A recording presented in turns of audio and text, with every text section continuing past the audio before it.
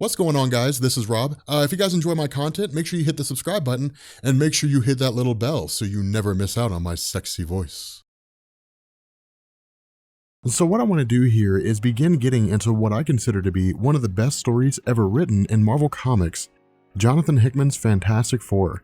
But because this story is so expansive and there's other things that I want to cover, this series will actually serve as a backdrop, and that in addition to my other videos, this series will be uploaded as well, allowing for 2-a-days until we finish. So instead of going through and providing a large narrative on why the story was written, instead, what I want to do here is provide this information as we progress through the series itself. And the reason why is that for Hickman's Fantastic Four, the series actually draws this emphasis from the entire history of the team, with special emphasis placed on Civil War. What I mean here is that with this story having started in 2009 and Civil War having been written in 2006, prior to Civil War, Reed's role within the Marvel Universe was largely that of an explorer and chronicler of science and technology.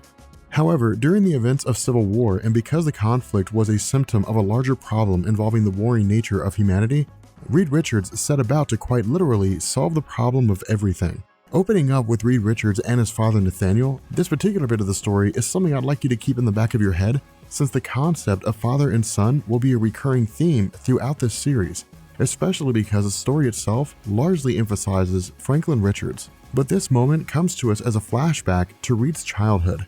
While we will learn more about the relationship between the two, within the realm of Marvel Comics, Nathaniel Richards first appeared in Fantastic Four number 272 as the father of Reed, albeit in an absentee form.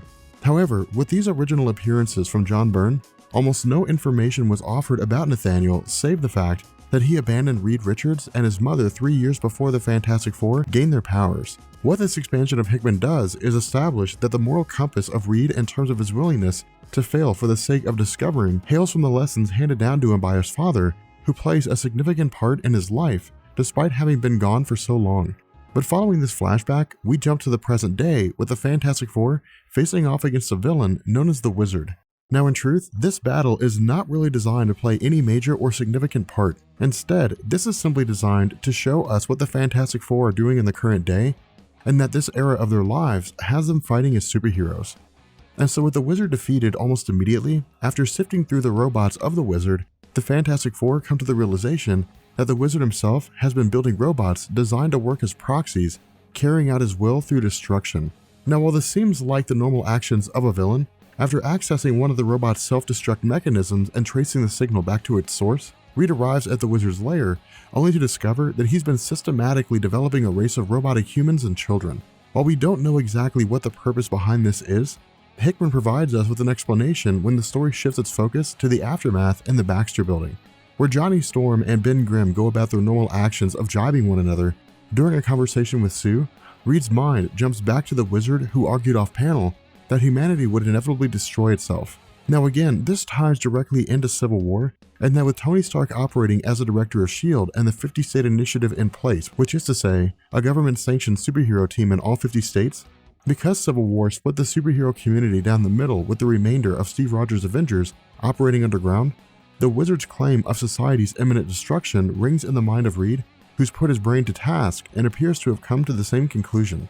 And so taking to a room within the Baxter building which is off limits to everyone else, we discover that in addition to the litany of ideas in the mind of Reed, his top goal at the moment appears to be his desire to solve the problem of everything.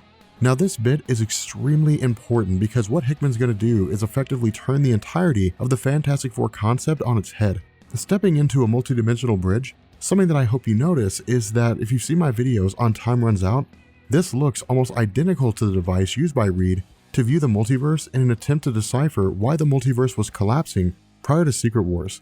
It's for this reason that if you choose to, the writings of Jonathan Hickman within Marvel Comics can actually be read in isolation and in chronological order, revealing a complete story unto itself, dealing with multiple facets of the superhuman community. That said, after initially speaking to a disembodied voice, we learn that these men are actually different versions of Reed from different realities. What we're told is that Reed Richards of Earth 6590 and Reed Richards of Earth 12 hail from realities where the Fantastic Four were exposed to the cosmic radiation that granted their powers, but instead of developing the power to stretch their bodies, one gained the abilities of Johnny Storm, and the other gained the abilities of Susan Storm. Now, while Hickman will touch lightly on the fates of the other Fantastic Four members from each of these continuities, for the moment, Reed's taken before the Council of Reeds within a hall that exists outside of all space and time. As a result, the Council is able to perform their work within the hall without having to worry about negatively impacting the multiverse around them. In addition to this, after entering the hall proper, we learn that the Council consists of a litany of Reeds from different realities and with different powers. As an example, in one reality, Reed Richards is a mutant that leads the X-Men, but in another reality, he became the Silver Surfer or Doctor Strange. However, before being able to receive a proper tour and after the Council is alerted to an invasion of Earth by Galactus in the 2012 reality, Reed is greeted by 3 versions of himself, with each one wielding an Infinity Gauntlet. So with Fantastic Four number 571, the comic picks up where 570 left off, with the Council preparing to do battle against Galactus of Earth 2012. Now on its face, where this seems to be a massive conflict that 7 of the Reeds have assembled to face off against Galactus and 3 Silver Surfers, we actually learn that each of these Reeds is wielding an ultimate nullifier. Now to sidetrack for a second, if you recall my comic concepts video on the ultimate nullifier itself, we had talked about how the device serves to completely extinguish and eliminate anything in existence up to and including the universe. While I wouldn't say that this is a glaring plot hole, Marvel had previously established that there was no limit to what the ultimate nullifier could destroy within any given universe, meaning that a person with the intelligence and willpower of Reed Richards only really needs one. However, with there being 7 nullifiers here, the indication is that perhaps this version of Galactus is too powerful to be destroyed by a single nullifier, but it's entirely possible that Hickman missed this piece of information. But regardless of the reason for this, following the off-panel destruction of Galactus, we switch to Earth 8901 as Reed is being educated about the Council's purpose. What we're told is that the Reed from Earth 8901 initially put his mind to task of solving the universe's issue of hunger by terraforming a section of a barren and uninhabitable planet. While we're not told how this was initially done, what we are told is that over time, this 25 square mile patch grew to cover the entire planet and extended to other worlds within this universe. As a result, the Reed of Earth 8901 turned his sights to feeding the hungry throughout the multiverse by using the food from these planets to send supplies through an interdimensional portal to other realities. In addition to this, while Reed Richards from the Earth 8901 reality does possess an Infinity Gauntlet, the gauntlet only works in the reality that it hails from. Now this bit of information is extremely important, and the reason why is that prior to this revelation, the only information on the limits of the gauntlet came during the 2003 crossover JLA and Avengers, when Darkseid picked up the gauntlet but couldn't use it. However, with this statement, Hickman effectively wrote the limit of the gauntlet in stone, making it in continuity, which has remained an aspect of his existence ever since. Now from here, we jump to the Earth 45 reality on day 3 of Reed's education and pick up with the darker side of the Council. What we learn here is that because the Council exists to solve the problem of everything, not every solution is peaceful or honorable. Instead, the Council must occasionally delve into the realm of the unthinkable in order to keep the multiverse safe. In this instance, because every story that involves Doctor Doom sees him attempting to gain absolute power for the goal of ruling that reality, the Council had taken it upon themselves to capture each iteration of Doctor Doom which had aspired to evil. As a result, and within the tomb below the main Council chamber, are countless versions of Doom who have had inhibitor collars placed around their necks, which destroys higher brain functions and turns each version of Doom into a vegetable. Now on its face, this seems like an outrageous situation and a complete paradox to the role of the Council in serving as a guiding force for the universe, but in truth, I actually agree with it.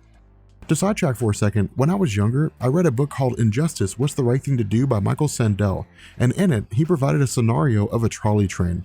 In this situation, you're the conductor of a trolley when the brakes go out, and the only recourse you have is to adjust the tracks. If you stay on course, you'll kill 5 construction workers, but if you adjust course, you'll kill only 1.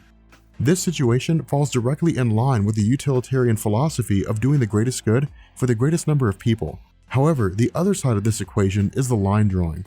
If everyone who demonstrates incorrigible evil is stripped of their freedom, and the goal of the Council is to solve the problem of everything, then stripping everyone of their freedom is the only logical conclusion to eliminating war and conflict. Now, while this does spiral out into a ton of new arguments, I'm actually curious as to whether or not you all agree with the idea of the Council stripping Doom of his freedom and his mind.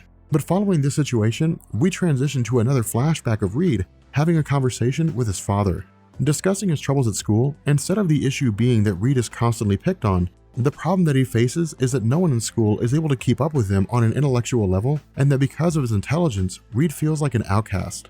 Offering words of comfort, Nathaniel states that the intelligence Reed possesses is a struggle at his young age because he's not in a position to use it properly. But when the time comes to truly help the world, Reed will be able to expand beyond his own sphere of influence and help more people than he can imagine. And so, using this as a basis, on the 6th day, Reed is welcomed before the council and asked to make a choice to whether or not he's going to join the council and solve the problem of everything. However, before the council is able to successfully induct Reed into their ranks, the hall is besieged by unseen forces. Switching to one of the Reeds who makes mention that the bridge of the multiverse has been compromised, what we're told is that a member of the council had stumbled into the Earth 4280 reality and discovered that the Celestials of that universe had become mad with power. Instead of serving to explore and experiment, the Celestials instead used their combined abilities to destroy the reality's versions of Galactus, Eternity, and the other cosmic entities, after which they forced the inhabitants of the universe to worship them. And so as this video winds down, taking the council member and accessing his mind through telepathy, the Celestials learned of the council's existence and launched an attack with the intention of expanding their sphere of influence to all realities. So as we continue our discussion on Jonathan Hickman's Fantastic Four, instead of writing out a script for this, what I want to do is have fun with it. A script is usually a good idea if it's something like the little documentary thing that I'm doing for a history of the Marvel Universe, but I think with a story like this that I absolutely love, I think it's easier to just sort of run through it kind of off the cuff. So in the previous video that I had done on this, we had talked about how following the events of Civil War, Reed Richards had basically come to this realization that it was inevitable that humanity would destroy itself. And so because he was effectively the smartest person in the world, he had basically taken it upon himself to solve the problem of everything. Now, while Hickman doesn't directly give it to us, what he tells us is that somewhere along the line, Reed had developed a multi-dimensional bridge, meaning he could access other dimensions and other universes, and that after he had done this, he had begun speaking with disembodied voices, but didn't really know who he was talking to. But after getting in and talking to those individuals, he basically discovered they were alternate reality versions of himself who had come together to form something called the Council of Reeds, which is basically an amalgamation of all these different versions of Reed Richards who would all come together to solve the problem of everything. Now, where the first video covered how we were given a tour of these different realities and the different steps that were taken to solve the problem of everything, what Hickman does in this comic here in issue number 572 is basically show us how much hubris the council has. And what I mean here is that where hubris is basically just excessive pride or extreme arrogance, what Hickman's telling us is that because all these different versions of Reed Richards had taken it upon themselves to solve the problem of everything, they effectively saw themselves as fixers. Everything was within their ability to fix. But with these Celestials that appear from the Earth 4280 reality, we learn that's not the case. Now, in the last video, we had talked about how these Celestials hailed from a universe where they had gone mad with power. Instead of just being explorers and chroniclers of science and technology like in the current Marvel universe, they had come to the conclusion that because they were so powerful, they should rule that universe. The Mad Celestials had come together and wiped out that universe's version of Eternity and the other cosmic entities, and then forced the inhabitants of that universe to begin worshipping the Celestials. And so while one of these versions of Reed was housed within that reality and exploring, he had stumbled across the Celestials, and in turn, the Celestials basically took apart his mind, read his thoughts, and discovered the existence of the Council, and looked to use the various dimensional portals of this Council of Reeds to access other realities and essentially take over the multiverse. And so what this does is this picks up with those particular series of events, and it shows us that the Celestials are essentially laying waste to everyone. And what I mean is that none of these Reeds stand a chance. Now, this is very, very important here, and the reason why this is a big deal is because while these Reeds are running for weapons and different things like that, one of the first questions we would ask is that if 3 of these Reeds have Infinity Gauntlets, why can't they use them? Well, like we saw in the last video, the Infinity Gauntlets can only be used in the reality that they hail from. And because the Council of Reeds is located in this place outside of all time and space, the gauntlets don't natively work there. And so what happens is that one of the Reed Richards who has an Infinity Gauntlet speaks to another version of Reed whose body is essentially a portal to his native dimension. And so the Reed with the Infinity Gauntlet sticks his hand into the portal, which basically allows him to just dip his toe, so to speak, into his own reality, and by virtue of that, use the Infinity Gauntlet. But what's really funny about this is that it still doesn't work. Because the Mad Celestials appear to be so powerful, whether it's because they evolved differently or they absorbed other individuals isn't made clear. But because of the power that they possess, even if only a handful are wiped out, more just keep coming. Now, what Hickman is indirectly telling us is that because the Celestials in the main Marvel universe exist by way of literally planting their seeds in planets and then allowing the Celestials to emerge in those planets, Galactus was most likely destroyed when the Mad Celestials took over, meaning there was no one to consume the planets to keep the Celestials from being born. And so the result is that these Celestials most likely took over the reality, not in just power, but in sheer population. And so with the Mad Celestials laying waste to the Council and the main Earth-616 Reed Richards making his escape, he travels back to the Baxter building, closes the portal, barely making it out alive, and begins grabbing up different arms and armament. Now what I want to do here is I want to sidetrack away from what Reed Richards is doing for a second, and I want to focus on Franklin and Valeria. Now this is not wildly important for the events that are transpiring with the Mad Celestials, but it will be important later on. And the reason why is because all of this is basically about Franklin Richards. The entirety of Hickman's run is literally about Franklin Richards. I know it doesn't seem like it now, but as we get further into this and we start seeing Franklin Richards from the future, we'll begin to see just how important these events are to his character. And so what we're basically seeing is Franklin and Valeria just kind of enjoying themselves, messing around with the different artifacts around the Baxter building. Now, for those of you guys who are not familiar, Valeria is a character who is wildly intelligent. In fact, she's about as intelligent as both Reed Richards and Dr. Doom, despite the fact that she's just a child. And of course, Franklin Richards has the power to warp reality. But something that I want you guys to take note of here is that in this story and within this point in Marvel's timeline, Franklin Richards had already lost his powers. They had been burned out. And they had been since the original Abraxas saga when he resurrected Galactus and destroyed Abraxas. Now, if you guys are interested, we can have a discussion on that at some future point in time, but all we really need to know is that at this point in the story, Franklin cannot warp reality. He really can't do anything. He's effectively just a normal boy. Now, at this point, we go back to Reed Richards as he's gathering different arms and armament together, and we actually pick up with Susan Storm. Now, again, this element of Susan and the element of Franklin and Valeria is going to be important in the next couple pages. And the reason for this is that in the previous events, in the last video, we had talked about how Susan and Reed had had some bit of a falling out, and this was due to the fact that Reed was just constantly preoccupied. He basically wasn't paying attention to his family. And within Marvel Comics, Susan Storm is very family-oriented. She's effectively the person that seems to be holding everything together.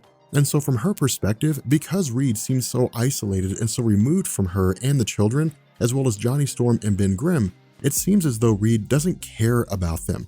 Now, the reason why this is important is because as we transition back to the Council of Reeds, with Reed Richards traveling back to try to get everybody all the arms they need to defeat the Celestials, while they are successful in doing this, once the conflict is over, we end up finding out there's a much darker side to the Council of Reeds. And what I mean here is that in addition to the Council going through and essentially lobotomizing all these different versions of Dr. Doom, who had displayed evil that just simply couldn't be corrected, we also learned that these versions of Reed had all given up their families. From the dimensions that they hail from, in order to solve the problem of everything, it required the totality of their mind and the totality of their focus, and the result was that they basically abandoned their families. Now, this point right here is the entire crux of this story, and this is why the end result of everything is so important. And so, if there's nothing else that you remember from this story, please remember this one thing. But the way that we learn this is that with the version of Reed Richards who had accidentally run into the Mad Celestials and initiated this entire conflict in the first place, his conversation with the main Earth-616 version of Reed tells us that as time progressed, as they began to move away, as he spent less and less time with his family, Susan Storm from his reality began to get angry and eventually walked away from him. The children, Franklin Richards and Valeria Richards, did the same thing. Johnny Storm, Ben Grimm, it was all the same process. In addition to this, that reality's version of Captain America, the Avengers, all the Earth superheroes slowly began to forget about Reed Richards to the point that he didn't exist or people didn't know who he was. And so even if he were to go back, they probably wouldn't recall him, with the exception of his closest family members who probably wouldn't want to have anything to do with him. And so when the Earth-616 version of Reed is confronted with this information, he immediately says no. He says absolutely not. There's no way he's going to abandon his family for the sake of trying to solve the problem of everything, because for him, it's too important. Now, again, this is wildly important. This is very, very significant. These first few issues are really the foundation for everything, which is why I keep stressing how important they are. Now, the reason why Reed Richards chose to stay with his family is explained to us when we get another flashback with his father, Nathaniel. Now, this is actually a point that's kind of been dipped on occasionally over the course of Marvel Comics, but not really. In the previous video, we had talked about how Nathaniel Richards, the father of Reed, was basically absentee throughout his childhood. While there were moments where Nathaniel Richards had traveled and appeared and made his presence known to Reed Richards and even engaged with him a little while, for the most part, Reed grew up without a dad. And the result is that he knows how it feels to not have a father. And so for him to be given the option or to be told that he has to do the same thing his father did and abandon his family in order to solve the problem of everything, for him, it just doesn't work. He can't square that circle. And so what we find is that he begins to reflect on his experiences with Ben Grimm and Johnny Storm, his love for Susan Storm, but he also keeps the advice that his father gave him to be a better man than he was, to be a better father, to be a better husband. And so once Reed comes to this realization, he effectively steps out of his office and begins to reconnect with Susan Storm.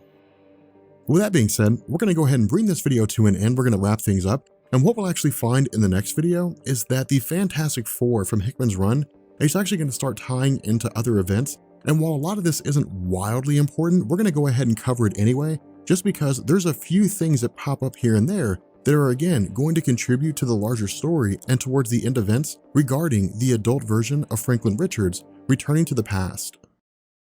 So as we continue our discussion on Jonathan Hickman's Fantastic Four, we pick up now with issue number 574.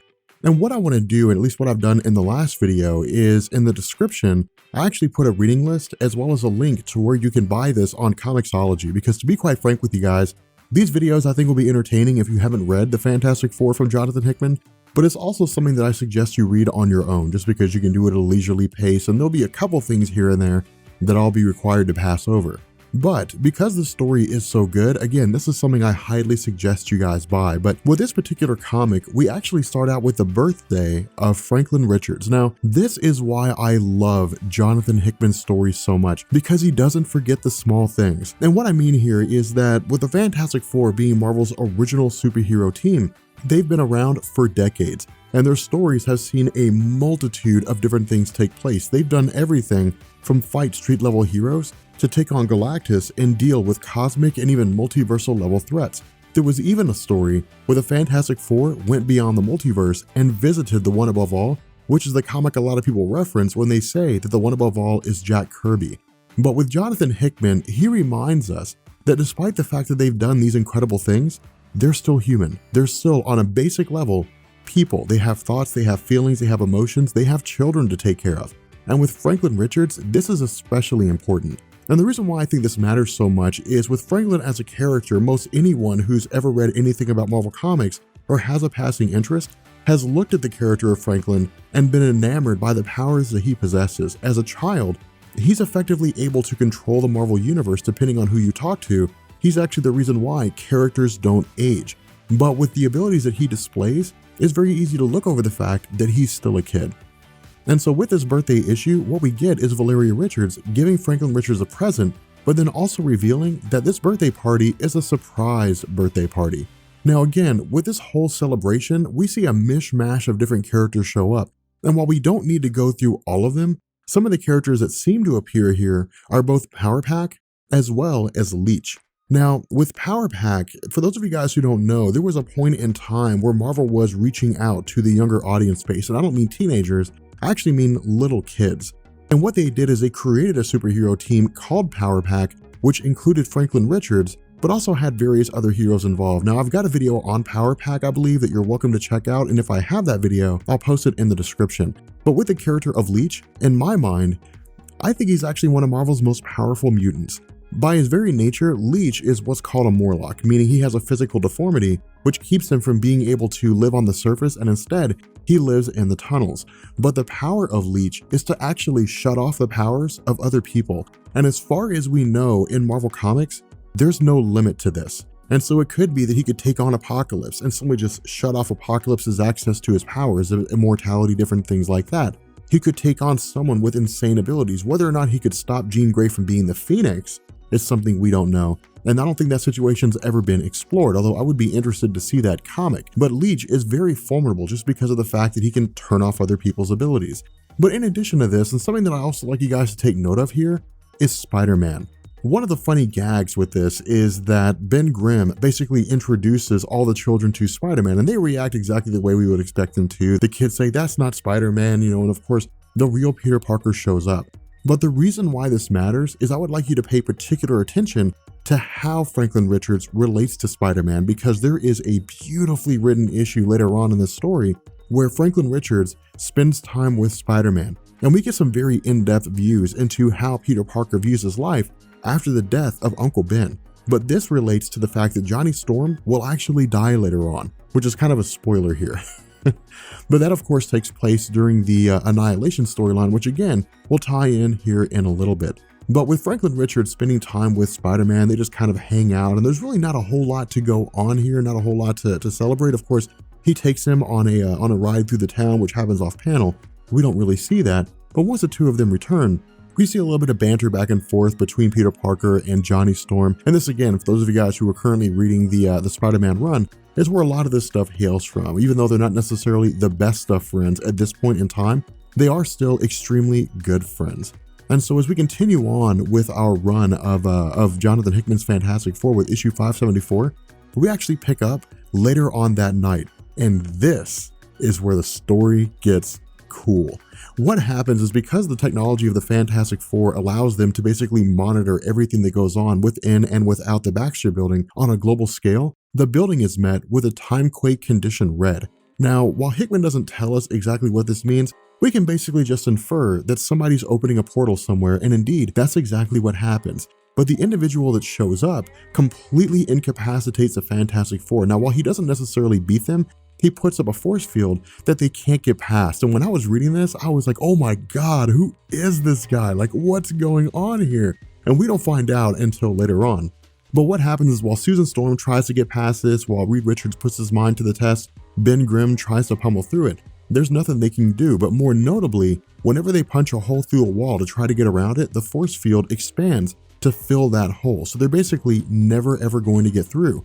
But from here, we see Franklin Richards as a child actually step out into the hallway trying to figure out what's happening. Now again, one thing to keep in mind here is that Franklin doesn't have powers. He's just a young kid. He's just a boy. And so while the Fantastic Four call out to this guy and try to get him to stop, he murmurs something to Franklin Richards and effectively lifts him into the air.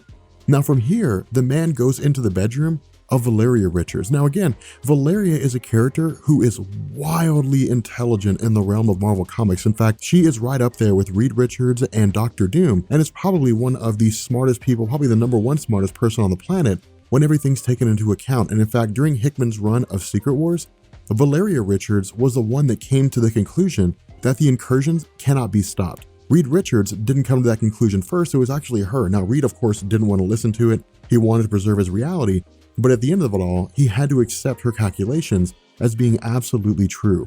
But what this man says to Valeria Richards is that the future must be avoided at all costs. Now again, this is classic Jonathan Hickman. This is really just him telling us stuff, and we have no clue what's going on. So if you feel yourself being confused, don't feel bad. It's the nature of Hickman's stories, but all of this will begin to make sense as things go on. Now, what he says to her is that there will be a war between the 4 cities, and that those who died cannot be forgotten. Now, this is something that I really want you to pay attention to, because the next thing he tells her is that all hope lies with Dr. Doom. And this is the craziest thing. This is the craziest situation. But again, all of this will be made to make sense.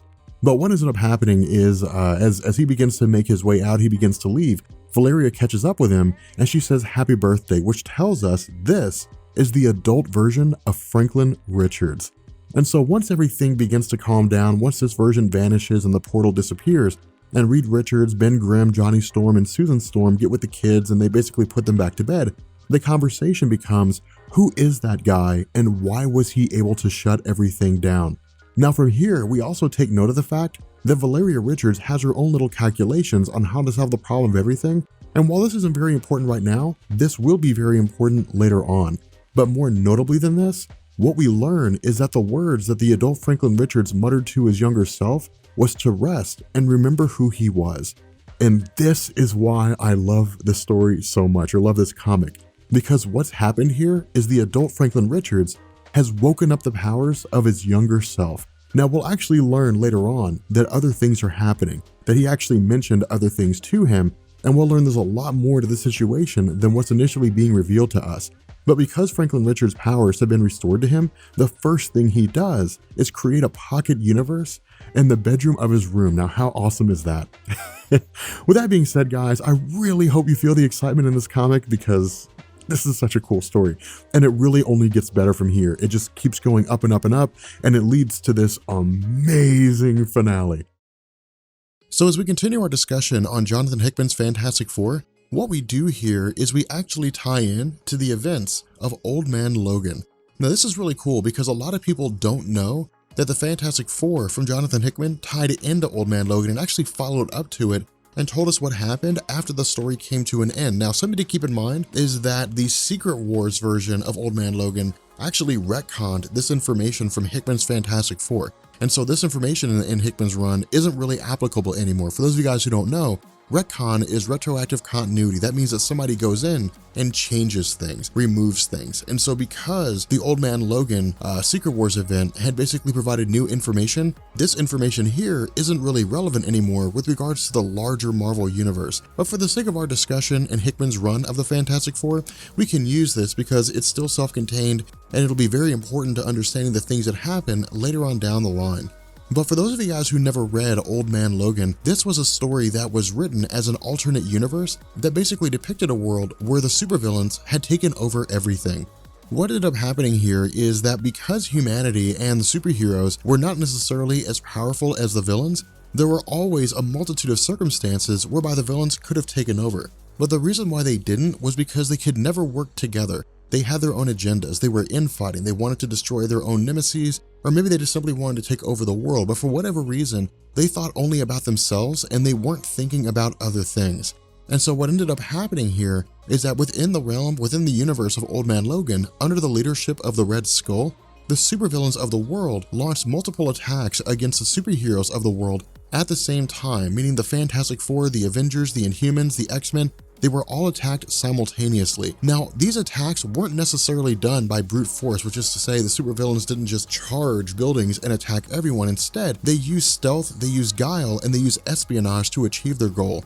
Within the realm of Old Man Logan, within the context of Wolverine himself, what we're told is that the Spider-Man villain Mysterio had the ability to create illusions that manipulated the five senses, basically your sense of smell, touch, taste, so on and so forth. And so what ends up happening is Mysterio travels to the X-Men mansion and tricks Wolverine into believing that the villains of the Marvel Universe are attacking the mansion. And so Wolverine goes through and kills every last one of them. But once the illusion is revealed, we learn that Wolverine had actually killed all of the X-Men. And because of his healing factor, all of their attacks to him did no damage.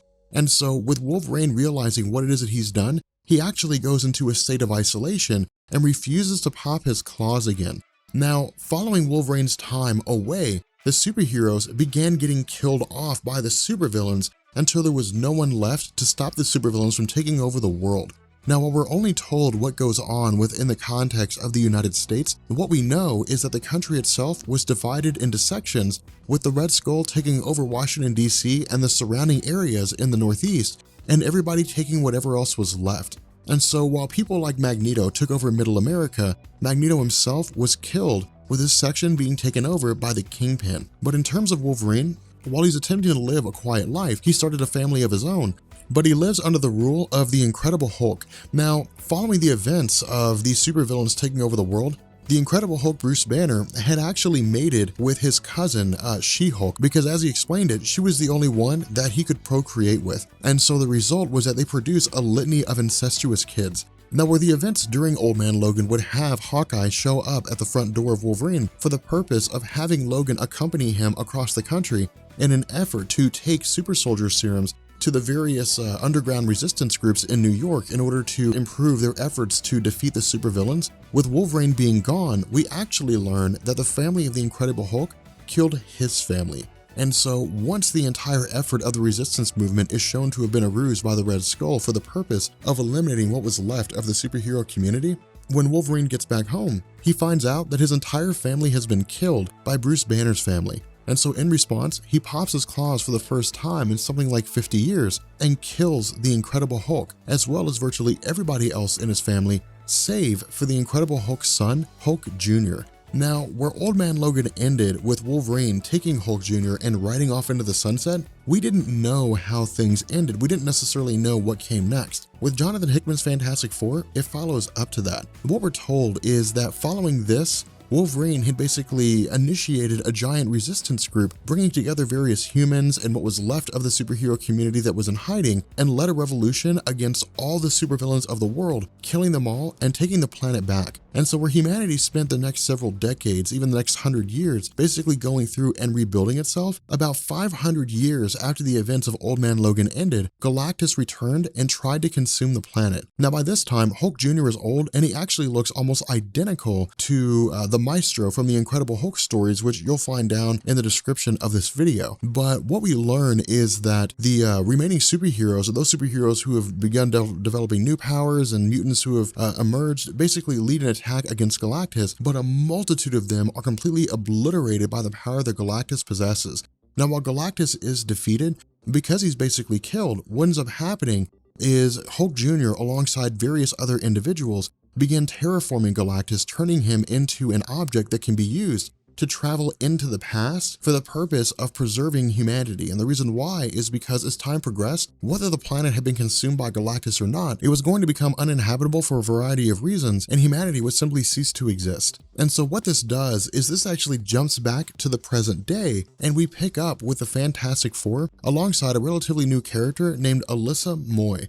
Now, Alyssa Moy was introduced as part of Mark Millar's run on the Fantastic Four prior to Jonathan Hickman's run, and what Alyssa Moy was established as being was the girlfriend, or I guess the ex-girlfriend, of Reed Richards prior to his marriage to Susan Storm, and Alyssa Moy is actually as smart as Reed Richards is. And so the conclusion that Alyssa Moy came to was that by virtue of terraforming, by virtue of pollution, a multitude of other problems, the Earth at some point in the future would become uninhabitable. Now, this does not mean that Alyssa Moy knew that Old Man Logan was going to happen. In fact, Old Man Logan is now an alternate reality, so that future will not happen.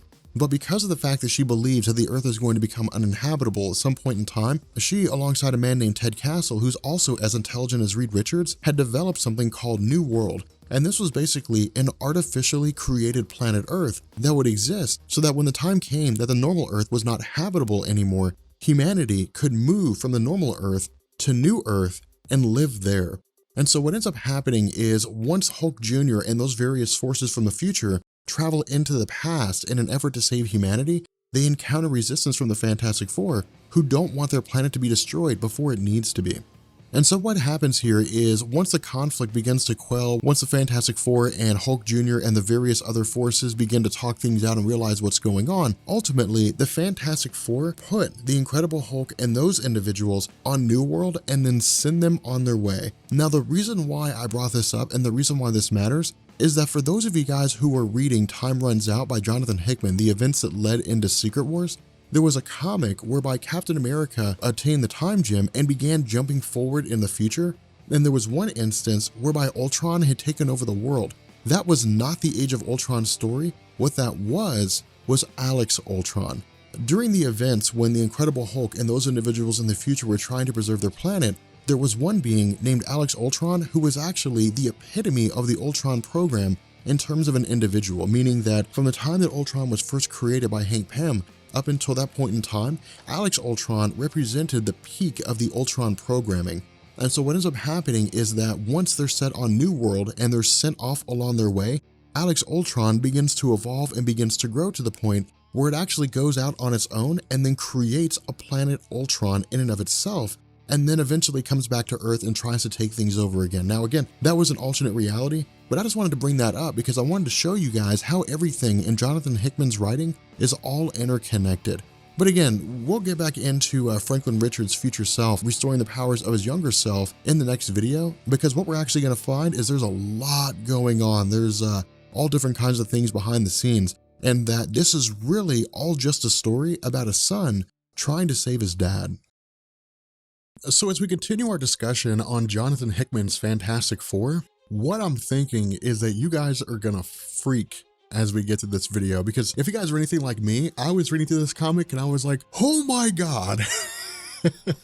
And this is why I love Jonathan Hickman writing so much, because God, he knows how to tell one hell of a story. So in the last video, we had talked about how the Old Man Logan story dealt with the death of all the superheroes and the supervillains taking over the world. And at the end of that story, Wolverine had basically taken the son of the Incredible Hulk as a newborn and went forward with the intention of creating a resistance to get rid of all the supervillains.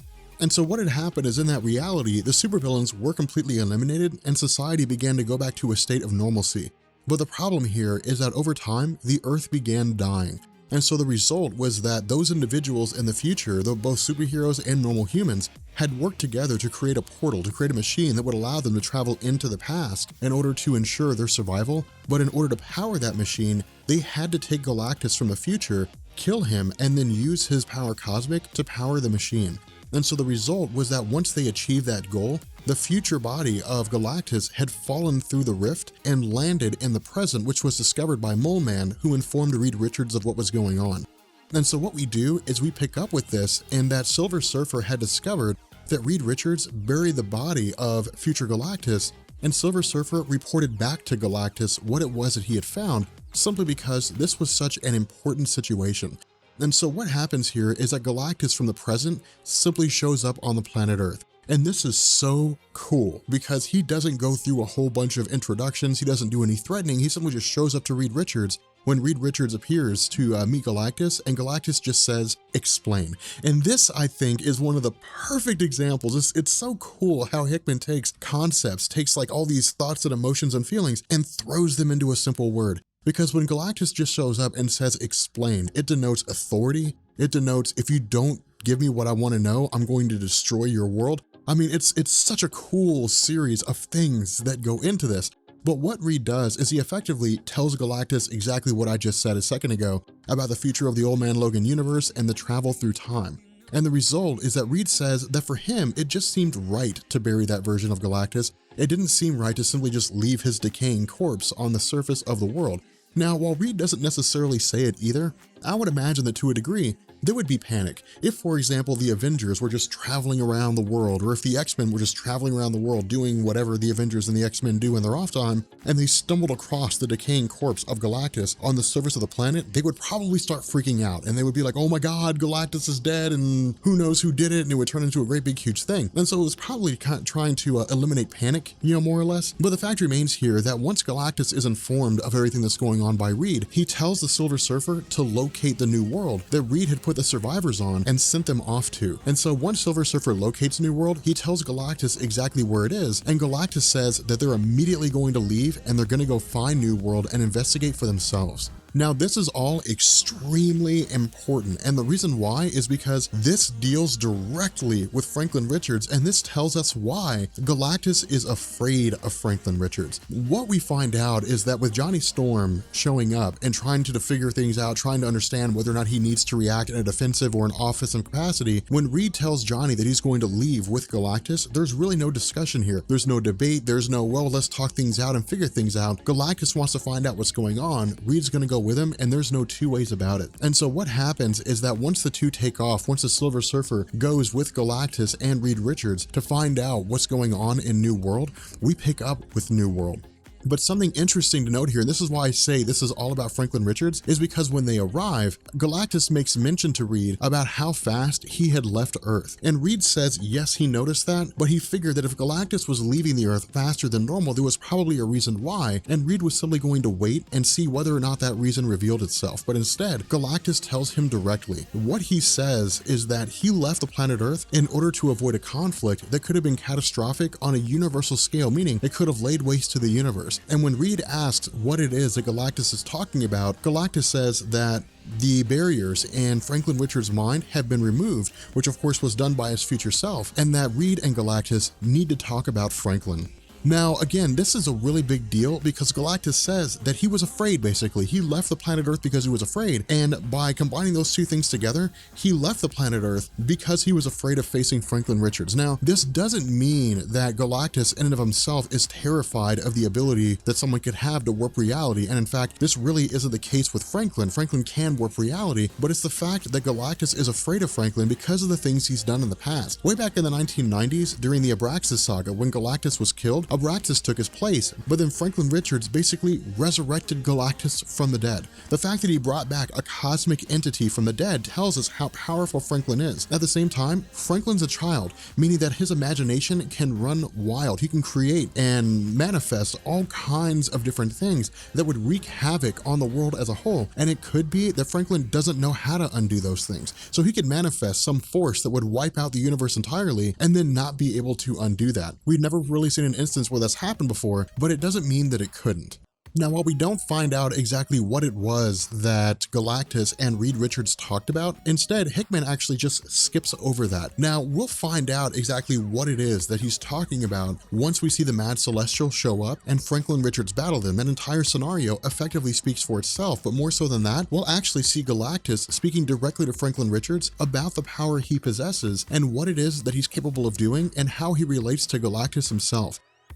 But from here, we basically just show up at New Earth and we see that Galactus and Reed Richards are talking about everything that's going on. And so where Galactus initially asks how it was that New Earth was created, how it was all this came into existence, again, Reed Richards basically rehashes what we know about the future of the old Man Logan universe. And when Galactus asks whether or not Reed Richards can prevent this from happening, that is to say, he can effectively save that future from coming to an end, Reed begins to reflect on his time with the Council of Reeds, and he makes the case that yes, most likely he can solve this problem that would have resulted in the destruction of the future. The result is that because Reed would effectively be stopping those individuals from the future and having to come to the past in the first place and initiate this entire series of events, for Galactus, this world will simply cease to exist. And so instead of allowing it to pass, instead of allowing it to basically vanish without any real advantage, Galactus decides to consume it. Now, one of my favorite things here is that the occupants of New World initially protest. They say, no, Galactus cannot destroy their world, and Galactus's reply is, who tests God and does not wager their life, a price will be paid. And this is why I love Galactus so much, because this is just a cool thing to say. It's just a cool line to say. I like the way it sounds, to be honest with you guys. And I might even make like a wallpaper or something out of it, but I think it's a really cool moment. It's just nothing really significant here. It's just, these are one of the things that I like about Hickman's writing. And so basically the people on this planet, on New World, are given a chance to leave. What Galactus says is that he is going to consume the world. He's going to end all of it. But instead of simply just killing all those individuals on New World, what he's going to do is allow Reed Richards to get as many people off the planet as possible between the time that Galactus begins consuming his machine in order to consume the world and the time that he's done doing that.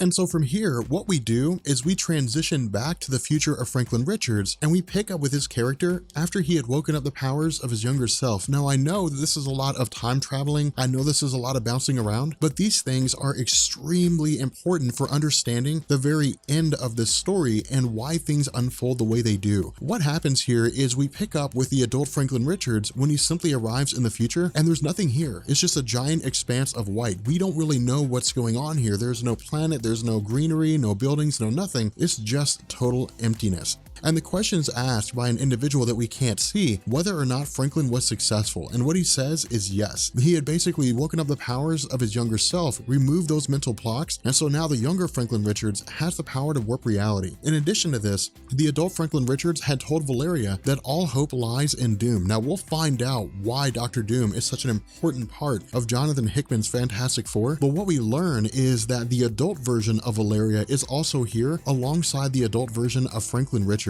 And so what we're told is that the entire basis behind this, the entire premise behind the adult Franklin Richards going into the past was performed by the father of Reed Richards, Nathaniel. Now again, when we started Jonathan Hickman's Fantastic Four, we had talked about how the father of Reed Richards, Nathaniel Richards, was basically absentee throughout almost his entire life. He didn't really spend much time talking to his son because he wasn't there. While he was part of Reed's life when he was very, very young, Nathaniel had simply just vanished for reasons that weren't really explained. What Hickman's run of the Fantastic Four does is it basically fills in the gaps, and it simply says that at this point, all they can do is just see how things unfold. Now again, this is really just very confusing here because the indication seems to be that this future is coming to an end and that some window, some opportunity is effectively closing with each moment that passes, and this seems to be their last-ditch effort to ensure that this future does not come to fruition. Now again, we don't really know what this future is, we just know that something's going on and they're trying to keep it from happening. And so while Valeria travels back and she effectively leaves, what Franklin Richards does as an adult is he manipulates this pocket reality, this little dimension that he's created, due to the fact that apparently because the future is coming to an end, this is a safe space, that time will change, time will pass, but instead things will stay exactly the way they are, the way he's making them within this small space. Now this is all metatextual stuff, this is all metatextual commentary, and it can be a little bit daunting, but things will make sense. And the reason why is because Nathaniel Richards actually jumps into the past to visit Reed Richards when he was in college alongside Ben Grimm. And while they were together, while they were spending time with one another, what Nathaniel does is he basically explains why he was gone for so long. What he says is that at some point along the line, he and a multitude of other Nathaniel Richards were pulled into a singularity to battle some individual with immense power. And because of this, Nathaniel himself had gained the ability to control time, to manipulate time. The downside to this was that in the far distant future, time itself was controlled by a man named Immortus, and it was monitored by the Time Variance Authority, meaning that individuals who meddle with time are strictly punished. And so the result is that because both Nathaniel Richards from the main Marvel universe and all the other alternate reality versions of Nathaniel had all developed the ability to manipulate time after battling this foe, they were all brought forward to Immortus, and they were basically instructed that not all of them can have this power, only one of them can. But because the power is part of them on a genetic level, it can't be removed, meaning the only way to ensure that only one of them can have the power is to eliminate every version of Nathaniel Richards except for one. And so what this did is it initiated something called the Great Hunt, and it was basically all these different versions of Nathaniel Richards from across the cosmos hunting each other down and trying to kill each other. And so for those of you guys who read Spider-Verse and you followed the events with the Inheritors chasing down all the different versions of Spider-Man and Spider-Woman from across the multiverse, this is the equivalent of that, except it would be as if all the Spider-Man were hunting each other down. And so what ends up happening is Nathaniel petitions Reed Richards to basically help him take care of the last version of Nathaniel so that the main Marvel Universe Nathaniel Richards will be the last one left. Now, while Reed himself is extremely intelligent during his college years, he's nowhere near as intelligent as Dr. Doom. Now, this will change over time due to the fact that Dr. Doom's arrogance will actually get the better of him. But at the moment, Reed is still smart, but Doom knows a little bit more about both technology and the ability to manipulate time. And so what ends up happening is Nathaniel Richards and Ben Grimm and Reed Richards and Dr. Doom from the past, from their college years, basically travel back into the future, and they encounter this second to last remaining version of Nathaniel, this evil version of himself. Now, where this isn't super important, where this isn't necessarily the most important thing coming out of the story, it actually is the basis for why Franklin Richards is doing the things that he's doing. And what we find out here is that with these versions of Nathaniel battling one another, ultimately it all comes down to this very notion that Nathaniel is going to be the last one left. He essentially kills all the other versions of himself. And so with these two versions of Nathaniel Richards battling one another, the conflict essentially goes exactly the way that we would suspect, in the sense that there's some give and take. There's the possibility that the main version of Nathaniel Richards will lose, but ultimately he ends up coming out on top with the help of Reed Richards, Ben Grimm, and Dr. Doom from the past. And so while they're successful in killing this other version of himself, Nathaniel Richards is basically the last one left now. The main version of Nathaniel Richards is the only iteration of himself. Now, having said that, what we do now is we pick up with Nathaniel traveling back to the future to meet Franklin Richards. And this is extremely important. And if there's nothing else that you remember from this story, please remember this. What ends up happening here is that Franklin begins to talk with Nathaniel, and he asks him, were you successful in killing that other version of yourself? And Nathaniel says yes. And so the result is that Franklin says perfect and destroys the reality around Nathaniel. And what this does is it tells us that Nathaniel himself is almost powerless powerless to stop everything that's going on, that he doesn't even really understand why it is that Franklin's doing this. And what Franklin says is that, one, he disabled the ability of Nathaniel to use his own powers by controlling both reality around him and manipulating his brain, but also that when Nathaniel engaged in the Great Hunt and began killing off all the other versions of himself, that he made all those alternate reality versions of Reed Richards fatherless. And the reason why this is a big deal is because in our earlier versions of Hickman's run of Fantastic Four, we had talked about how those alternate reality versions of Reed Richards had created the Council of Reeds and abandoned their families because they didn't have the guidance of their fathers. And the reason they didn't have the guidance of their fathers is because this great hunt took place and their fathers were killed off. And so what Franklin is doing here is he's not really gaining revenge on Nathaniel. He's basically saying that Nathaniel in and of himself is the reason why all this happened in the first place.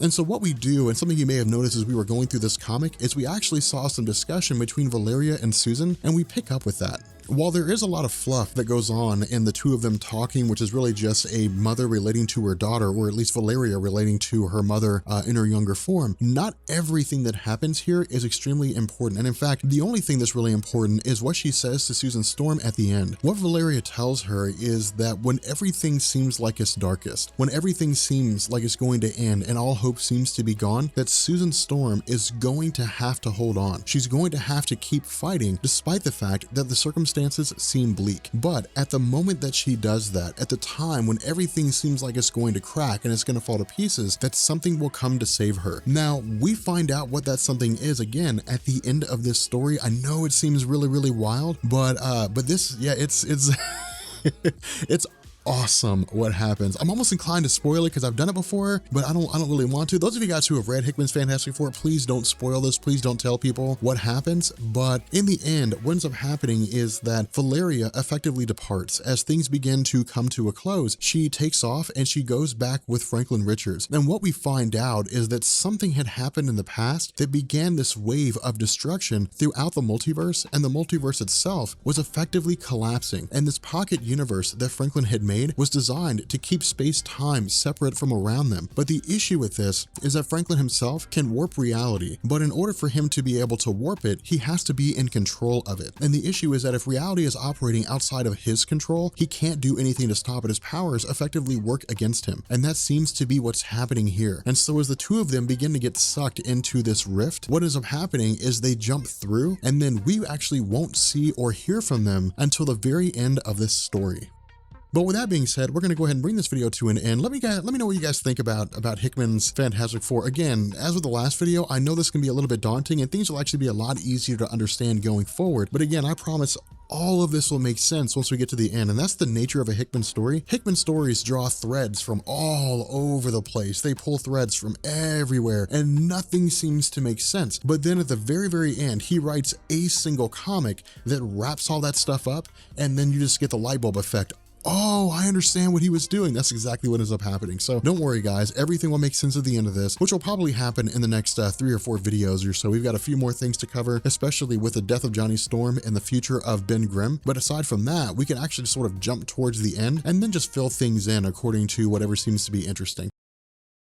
So as we continue our discussion on Jonathan Hickman's Fantastic Four, we pick up now with the Fantastic Four issue number 579. Now this and issue number 580, these are what we call filler issues. These are not wildly important to the overall happenings of Hickman's Fantastic Four, but the reason why we're covering them is because there are events that will transpire later on in his run of the Fantastic Four that will require us to know about this. The first is that Spider-Man will become part of the events, but also Dr. Doom will become part of the events. But the other half of this is that Hickman is going to launch a story called the Future Foundation. And the Future Foundation will basically be a tie-in to his run of the Fantastic Four, and it'll be like Batman with Detective Comics, where it gives us the other half of what's going on with regards to the events as they're transpiring. Now, with this story, what we're told is that Reed Richards has journeyed to Golden, Colorado to pick up with something called the Singularity Conference. Now, the Singularity Conference does actually exist. I wouldn't say say this is something like TED Talk, but as far as I understand, it is basically a research conference. It involves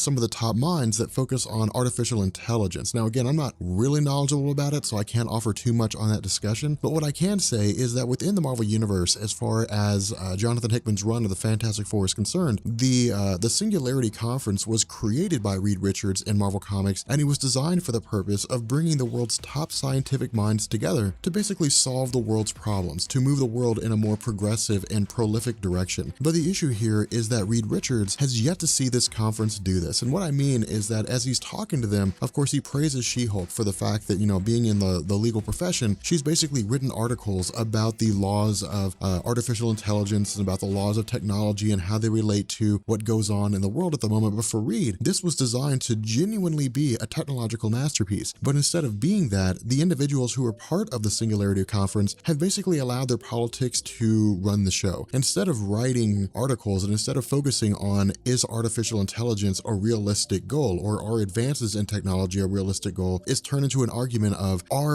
is artificial intelligence and is technology, are those realistic goals insofar as their political views about religion and I guess various social issues around the country. And the result is that Reed's basically come to the belief that they've all failed at their task. They've all failed the conference and they failed their purpose. And so what Reed Richards ends up doing is he doesn't really disassemble the entire concept of the Singularity Conference. Instead, he leaves. He basically quits. He walks away and says that everything is all said and done. And so the following week, what we do is we pick up with his arrival back at the Baxter building. Now, we're not really told what he was doing during this time, and we don't really need to know. But what is important here is that after talking to Johnny Storm, after talking to the various members of the Fantastic Four and just kind of associating with them and being welcomed back, what we're told is that he's basically reached out to the smartest people or the smartest children in the Marvel Universe. So he's reached out to his own children, Franklin and Valeria. Now, I wouldn't say Franklin is one of the smartest people in the world, but because of the fact that he's a child of Reed Richards, of course, Reed Richards is going to bring his son into the fold. But Valeria, as we've discussed, is genuinely extremely intelligent. She's as smart as Reed Richards, if not smarter, depending on what it is that's going on. But the reason why she has the edge and the reason why all these other kids were brought in as part of this group is because they have imagination.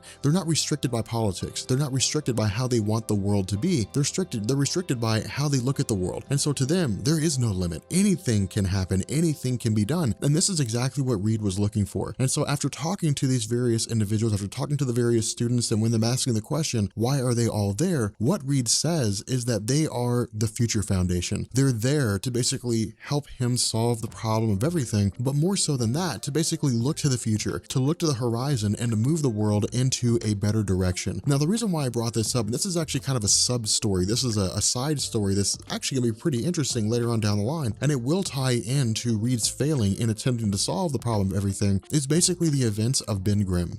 For those of you guys who have looked at Ben Grimm historically as a character that's routinely been a part of the Fantastic Four and always fought alongside them, you may see him in a couple different ways. You may see him as a character who's basically just kind of the comedic relief. He cracks his jokes and he calls it a day. You may look at him as the strong guy of the team. He basically is the hired, not really the hired muscle, but he's basically the muscle of the team. He does what the other members of the team can't do when it comes to sheer strength. But one of the major cornerstones of Ben Grimm's character is that he's always struggled with the fact that he can never go back to the way he was before. Now, there have been attempts made by Reed Richards to basically cure him, but they've always failed. And in some instances, they've been catastrophic in the sense that they've completely changed the way Ben Grimm looks. And in fact, if you go look at some of the John Byrne artistry on the Fantastic Four, there was one point in time whereby his physical appearance became very edgy and very rocky in the sense that instead of looking kind of smooth the way he does now, he had a lot of sharp edges. And the reason why is because that was a result of Reed Richards meddling around and attempting to cure him. And so what happens here is the first task of the Future Foundation is to try to cure Ben Grimm. And this is one of the coolest things about this, because this is Hickman basically telling us that, again, these kids have unbridled imagination. There's no limit to what they can do, but more so than that, they're better working as a group than they are as individuals. And this again highlights the limit of Reed Richards. Reed Richards is just one man. He can only look at the world through his own eyes. But with a group of kids who have unlimited imagination, putting their minds to task, they can effectively solve anything. And what we find out is that Valeria Valeria begins speaking with Ben Grimm, and they initially present the idea of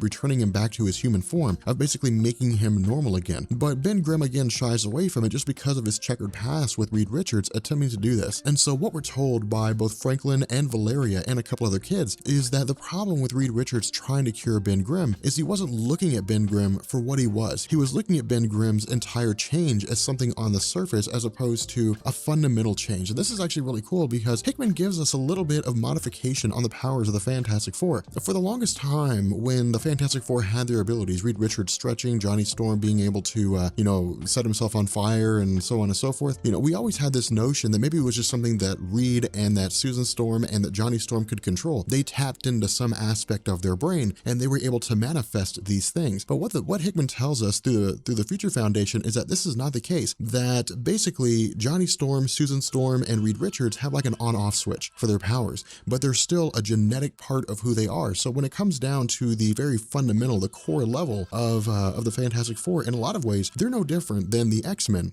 The only difference here is that instead of a gene activating that caused their powers, instead their bodies were modified on the genetic level. And so the result is that Ben Grimm does not have this on-off switch. He doesn't have the ability to modify his genetic code. And so what Franklin Richards and what Valeria Richards and the rest of the Future Foundation do is they basically say that they've come up with a way for him to do this. They've come up with a way for him to effectively turn his power off. And what they do is they present him with a substance, with a chemical of sorts that he can consume and that will make him human for only 1 week. Now, this is extremely important. And the reason why is because in the next video, and what we're actually going to do in the next few discussions or so, is one, we're going to talk about the death of Johnny Storm, but two, once we get further into this and we actually get into Nathaniel Richards visiting Reed Richards again, we're going to learn that there's actually a lot more to this substance. And not only is it going to make Ben Grimm human for a week, it's actually going to have unforeseen consequences. And this is gonna,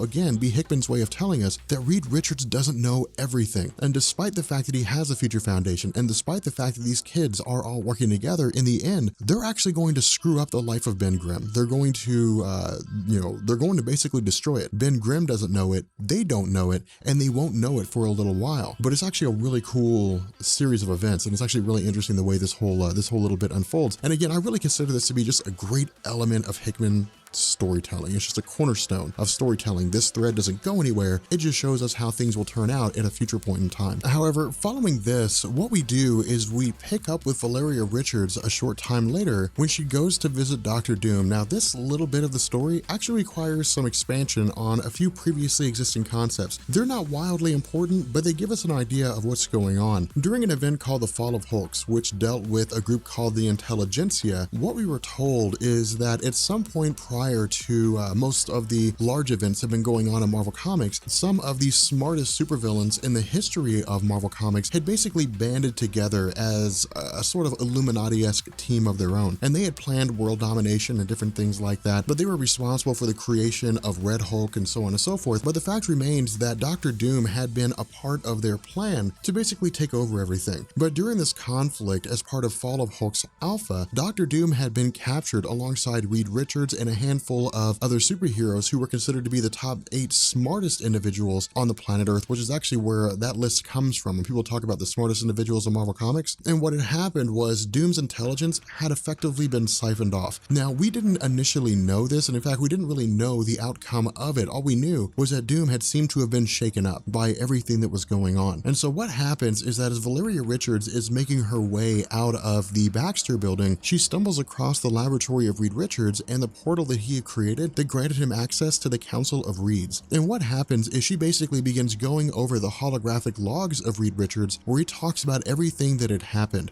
And what Valeria learns is that not only was Reed trying to solve the problem of everything, but she also learns that she can basically access this particular portal. And so what happens here, and this actually takes place off panel, though we find out later on what all had taken place, she basically accesses the portal. And so what happens is that once she's done, she leaves and she comes back to converse with Dr. Doom. Now, once we pick up with Doom, he's basically reflecting on how his intelligence had been siphoned away by the Intelligentsia. And because of the fact that he's partially damaged damaged, he basically reaches out for the purpose of taking his adopted son, Christophe Bernard, and assimilating the intelligence of Christophe Bernard, and in turn, basically using him to restore himself. Now, this tells us how sinister and how dark Doctor Doom is, but it also makes him really cool.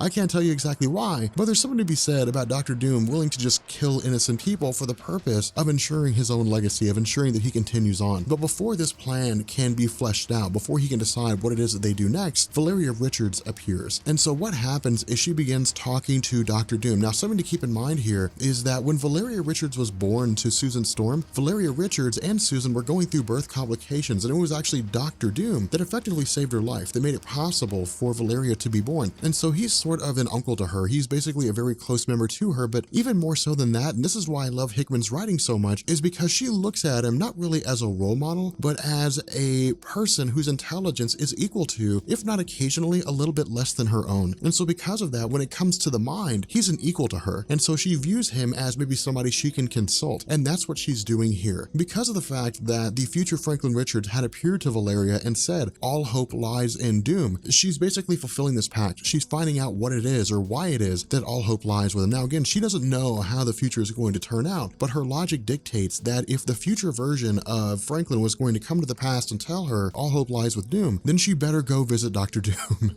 And so what ends up happening here is that Doctor Doom, of course, she explains what all had gone on with her father, with Reed Richards creating a portal that allowed him to access the Council of Reeds. And when Doctor Doom asks what it is that she found when she went through the portal, but she shows us that some of the Reeds had been killed, that this Council of Reeds at this temple had basically been in total shambles. And what she tells us is that the Council of Reeds have effectively been destroyed in their entirety, or at least they appear to have been destroyed in their entirety. But she also says, and this is actually a very, very important thing, she also says that there are a whole bunch of versions of Doctor Doom that seem to have been lobotomized, and they're just living below the facility itself, the council chamber itself. And so when she travels into the building, she actually discovers that the Mad Celestials are still there, and the battle is still raging on, albeit with whatever few forces happen to be left behind. And so while these versions of Reed are doing what they can, in the end, again, it's just not enough, because we're talking about entities from a different reality that possess universal level power, that possess astronomical power. And so what ends up happening here is, while it's completely textless, while we don't really know everything that's going on, we know that Valeria is trying to help them, that most likely she talked to them, but we're not given the full explanation of what all had taken place. And this is actually interesting. I'm not really sure why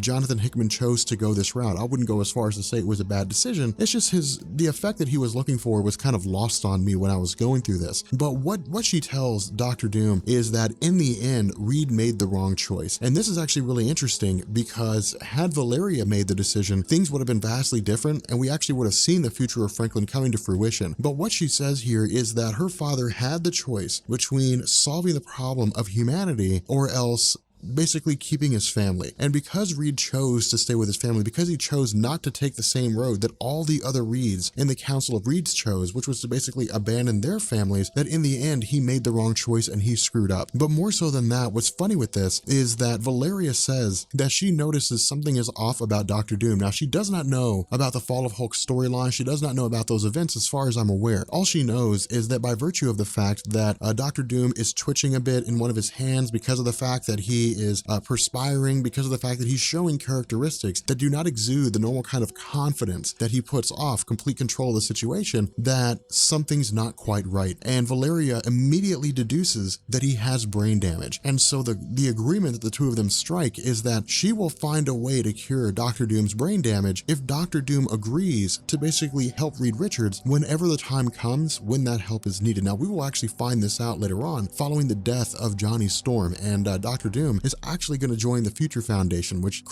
makes some really cool storytelling. It creates for some really cool dichotomy between himself and the rest of the Fantastic Four and the superheroes. So as we continue our discussion on Jonathan Hickman's Fantastic Four, what we do now is we pick up with the death of Johnny Storm. Now, Johnny Storm dying was a huge deal. It was a very big deal. And the reason why is because throughout the history of the Fantastic Four, the only person who ever really died, kind of, was Ben Grimm. And that was why we saw the Fantastic Four traveling to the realm of the One Above All. And that's where we learned that the One Above All is effectively Jack Kirby, or at least some people say it's Jack Kirby. In all honesty, it could be Jack Kirby or Stan Lee. It's just people cite that because it was in comics. I can't really blame them for it. But the fact remains that with the death of Johnny Storm, this is actually preluded by an event called the War of the Four Cities.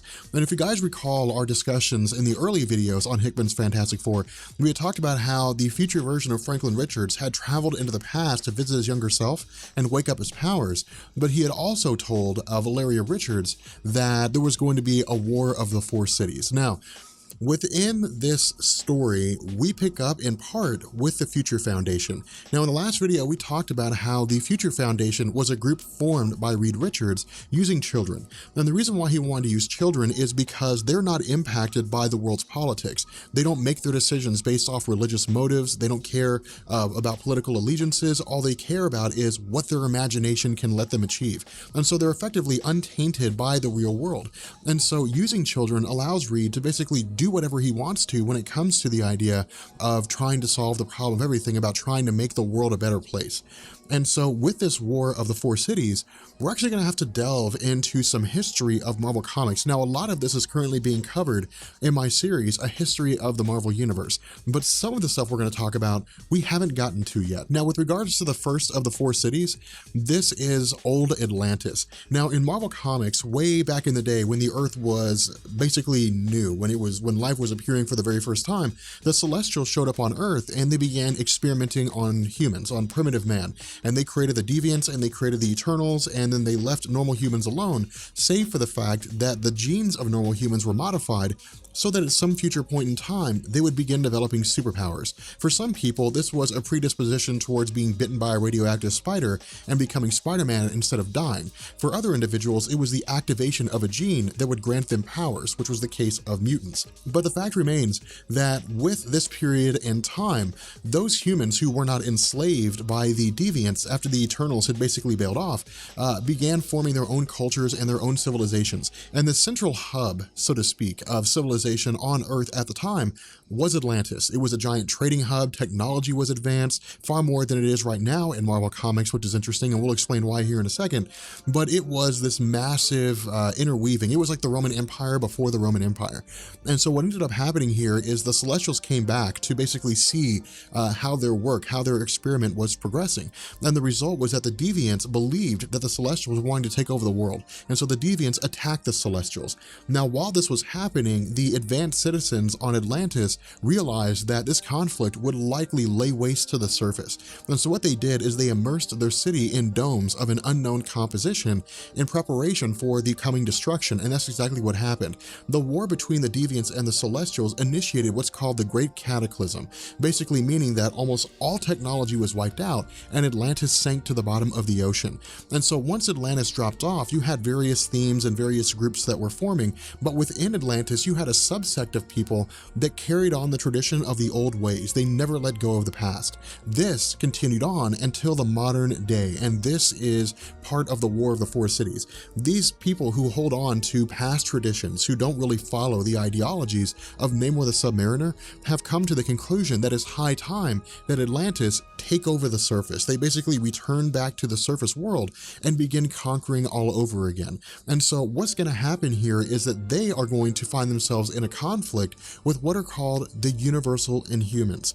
Now, after the Celestials had showed up on Earth and meddled with the genes of humanity, the Kree race on the far side of the universe had realized what was going on. Of course, they had been fighting the Skrulls for quite some time, but because the war took place across the universe, you had different battle stations, you had different territories that operated as military campaign points and things like that, and the Earth was in a very strategic location. It was basically in a place to where if it were conquered, it could easily sway the tide of battle. And so what ended up happening here is the Kree saw the Celestials meddling with the genes of humanity, creating the Deviants and the Eternals, and so what they did is they took a subsect of humans and they modified their genes so that when these humans were exposed to the Terrigen mists, they would undergo a transformation into any number of races. races, who in turn would go into those particular races, start civil wars, and allow the Kree to basically take over that planet and then continue their expansion of their own empire.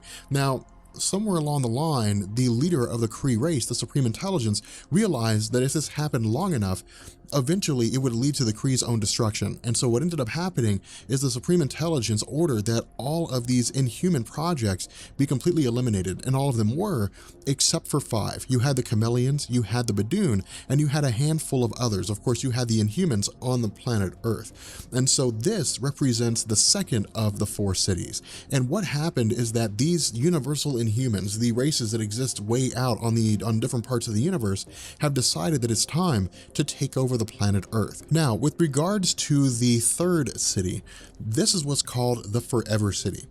On the planet Earth, there is a guy named Herbert Wyndham, but most likely you've heard him referred to as the High Evolutionary.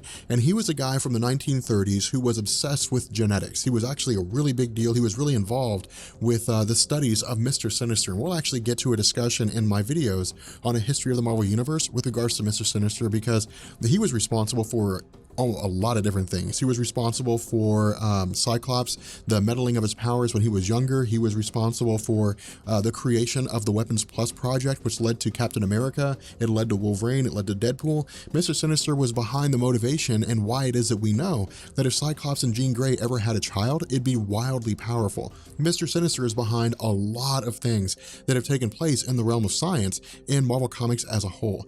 But because Herbert Wyndham, because the High Evolutionary was so obsessed with genes, what he ended up doing was basically performing experiments on himself. The problem with this was he was considered crazy by his contemporaries, by various scientists in the 1930s at the time, and so he was effectively ousted from the scientific community. And so he took up residence in a place called Wundagore Mountain, and what he did is he began basically modifying the genes of animals in order to to speed up their evolution, to basically make them human-like, so to speak. And the fact that they could talk, in terms of the fact that they were bipedal, so on and so forth. He had his group called the New Men. Well, while all this was happening, he also had the intention of taking over the world. And so what he did is he went underground and he created a place called the Forever City. And the Forever City was basically a location whereby he had an evolution machine.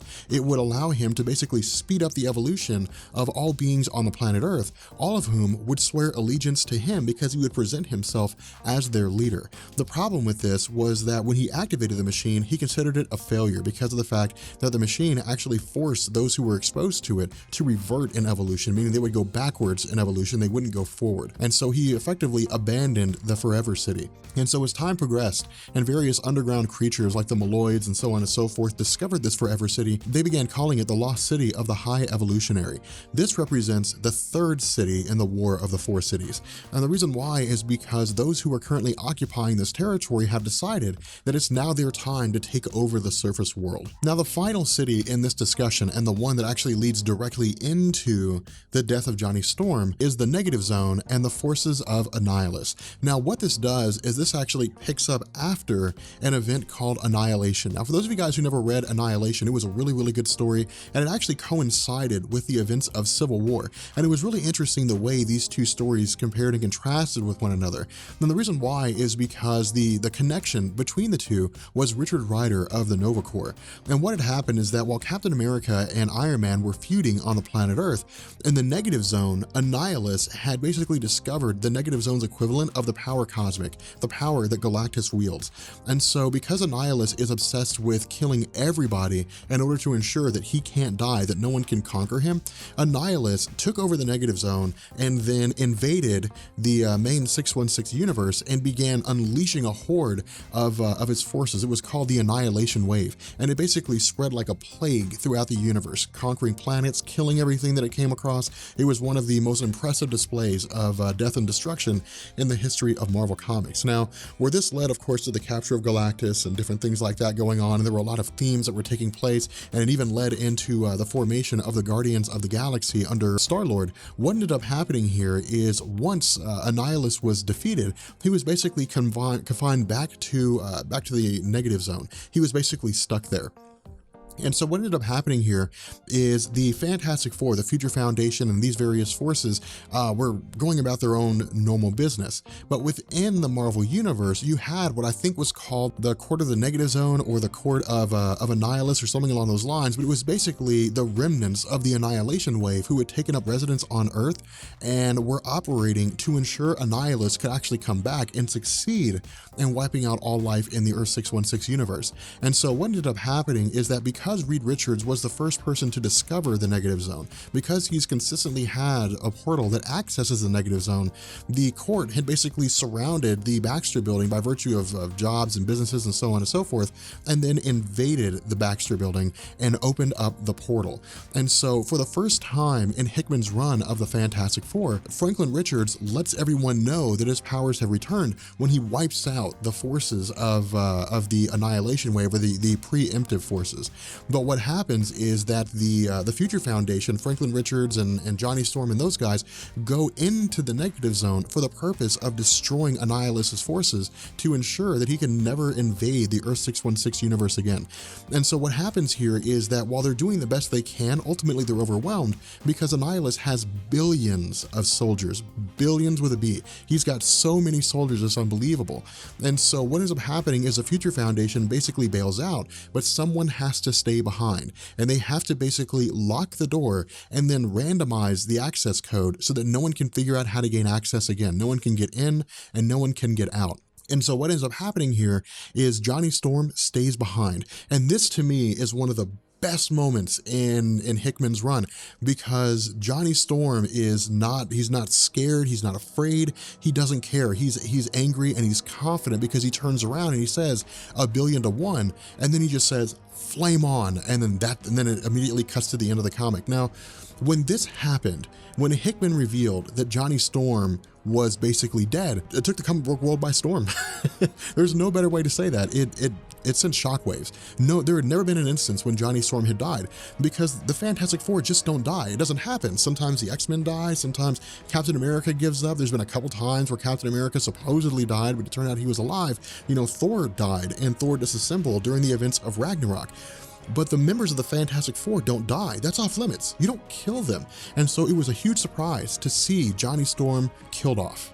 Now, that being said, with Johnny Storm being dead, with Fantastic Four issue number 588, Hickman gave us a comic that had no words. It was literally all just images, but I will tell you guys right now, this is one of the best comics that you're ever gonna see. And the reason why is because it literally just gives us stages. We don't have to read what's happening to know what's going on. And what's really interesting about this is that because Ben Grimm was the one that had to basically watch Johnny Storm die, that had to watch Johnny Storm sacrifice his life, this impacts Ben Grimm more than anything else. And what this does is it initially picks up with a call to arms. I mean, the Avengers, basically everyone shows up. Everyone's like, oh my God, Johnny Storm's dead. Because in the realm of Marvel Comics, the Fantastic Four are basically royalty, guys. It's like watching a prince, or a king or queen die. It's an insane thing to see. And so the superhero community, whether they're villains or otherwise, are in total shock. And so of course you have Thor, you have Wolverine, you have the new Avengers, more or less, Captain America, Iron Man. They show up and they visit the Future Foundation, they visit the Fantastic Four, and the response from Ben Grimm is he doesn't know what to do. He's just kind of lost here, because despite the banter that he and Johnny Storm had, the fact that they would bicker all the time, once you got past, what seemed to be bitterness between the two, all you found was love. Ben Grimm and Johnny Storm had a strong connection with one another because they were effectively the best of friends. And we knew that because when it came down to it, when it came down to the Fantastic Four fighting together, Ben Grimm had Johnny's back and Johnny had Ben Grimm's back. But now, in the eyes of Ben Grimm, no one's got his corner. No one is behind him. And so what happens is that when Susan Storm returns from her mission, she's told that Johnny Storm is dead. And again, the shock on her face is absolute shock and absolute, a crushing sensation, because once we get into day 3, we learn that with her brother being dead, she spent almost the entire time isolated. She's been away from everybody. She will not let Reed Richards touch her. She will not let anybody have anything to do with her. And so on day 4, Reed Richards goes to his weapons facility in the Baxter building and grabs the Ultimate Nullifier. Now, for those of you guys who don't know, the Ultimate Nullifier is a big deal. This thing is capable of just wiping out anything. Now, you know, what it destroys is relative to the drive, to the ambition, and the intelligence of the person who wields it. But because Reed Richards is in such an emotional state, and because he's so angry, and because he's so intelligent, he could simply press the button and wipe out the universe if he wanted to, and that's what he does. He goes to the portal of the negative zone. He effectively, you know, accesses it, as he's not able to cross through into the portal, but he can see into the inside, and he sees Annihilus, and he basically threatens him with the Ultimate Nullifier, and Annihilus just presents him with the shirt of Johnny Storm, and that's all it takes. That's all it takes. And so Reed Richards just kind of walks away. And so what we do is we move to day 5, which is effectively the funeral for Johnny Storm. And we see everyone here, almost every single superhero that's ever been important in the lives of the Fantastic Four are present here. And so as these individuals are talking to one another, as they're speaking with one another, Ben Grimm gets angry. Now, this I think is one of the absolute best moments of the story, because with the stages of grief, you know, the stages of dealing with someone who dies, anger is one of the most prominent and one of the most dangerous stages, depending on, you know, how close you were to the loved one that you lost. And so what ends up happening here is, of course, Dr. Doom actually vacates Latveria for a time. He puts Christopher Nard in charge, and he actually leaves and goes to pay his respects to the Fantastic Four. But we also see Spider-Man spending time with Franklin Richards. Now, this will be important because what's actually going to happen is there's going to be a story where Spider-Man works with Franklin on how to deal with the fact that Johnny Storm died. And this, again, is a really good story. If you ask Sal, if you go, you tweet Comic Pop and you ask him, what do you think about Spider-Man's, you know, conversation with Franklin Richards after the death of Johnny Storm, he'll tell you it's one of the best stories that he's ever read in the history of Marvel Comics. And so we switch over to Valeria Richards and the Future Foundation. And what's interesting, and what I hope you guys notice about this, is everyone's dealing with the situation in their own way. Initially, the Future Foundation have their own ideas. The thought is maybe we replace Johnny Storm with someone else, with She-Hulk, Storm, Black Panther, Wyatt Wingfoot, who has long since been an ally to the Fantastic Four and a close personal friend of Johnny Storm. But she erases all that, and she says the only thing they need to do before they do anything else is kill Annihilus. And so what we do here, and this I said, this is why I think this is one of the best moments of the entirety of the story, is we pick up with Ben Grimm. And what happens is that on day 26, Ben Grimm meets with Bruce Banner and with Donald Blake, the human form of Thor.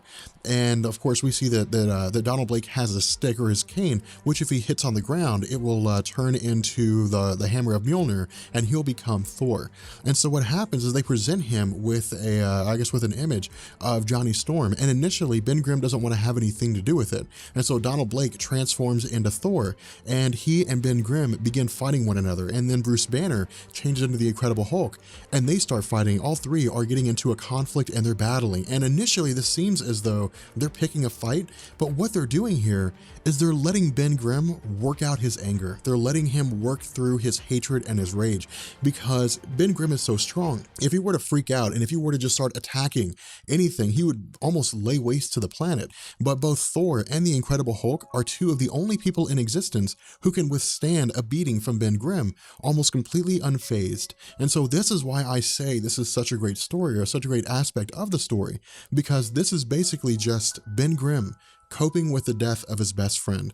And so what we do as we begin to wrap this up, as we begin to bring this to an end, is we join Reed Richards on day 29. And this is Hickman kind of bringing us back to reality. This is Hickman bringing us back to the story, saying, okay, you know, you guys have had your time to focus on the death of Johnny Storm.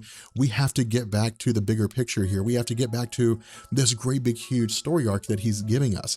And so while Reed Richards is going over his list of things, the idea that the negative zone may be invading the planet Earth, the idea that the Universal Inhumans want to conquer the planet Earth, Franklin Richards' power set, these are all important things that are, a major threat to them. Galactus possibly trying to consume Earth is a big deal. And for those of you guys who don't know, this harkens back to the original appearance of Galactus in Marvel Comics when he first met the Fantastic Four. The fact that Galactus was forced out on bad terms meant the possibility existed that Galactus could come back at any point in time and consume the Earth, and there would be virtually nothing the superheroes could really do to stop him.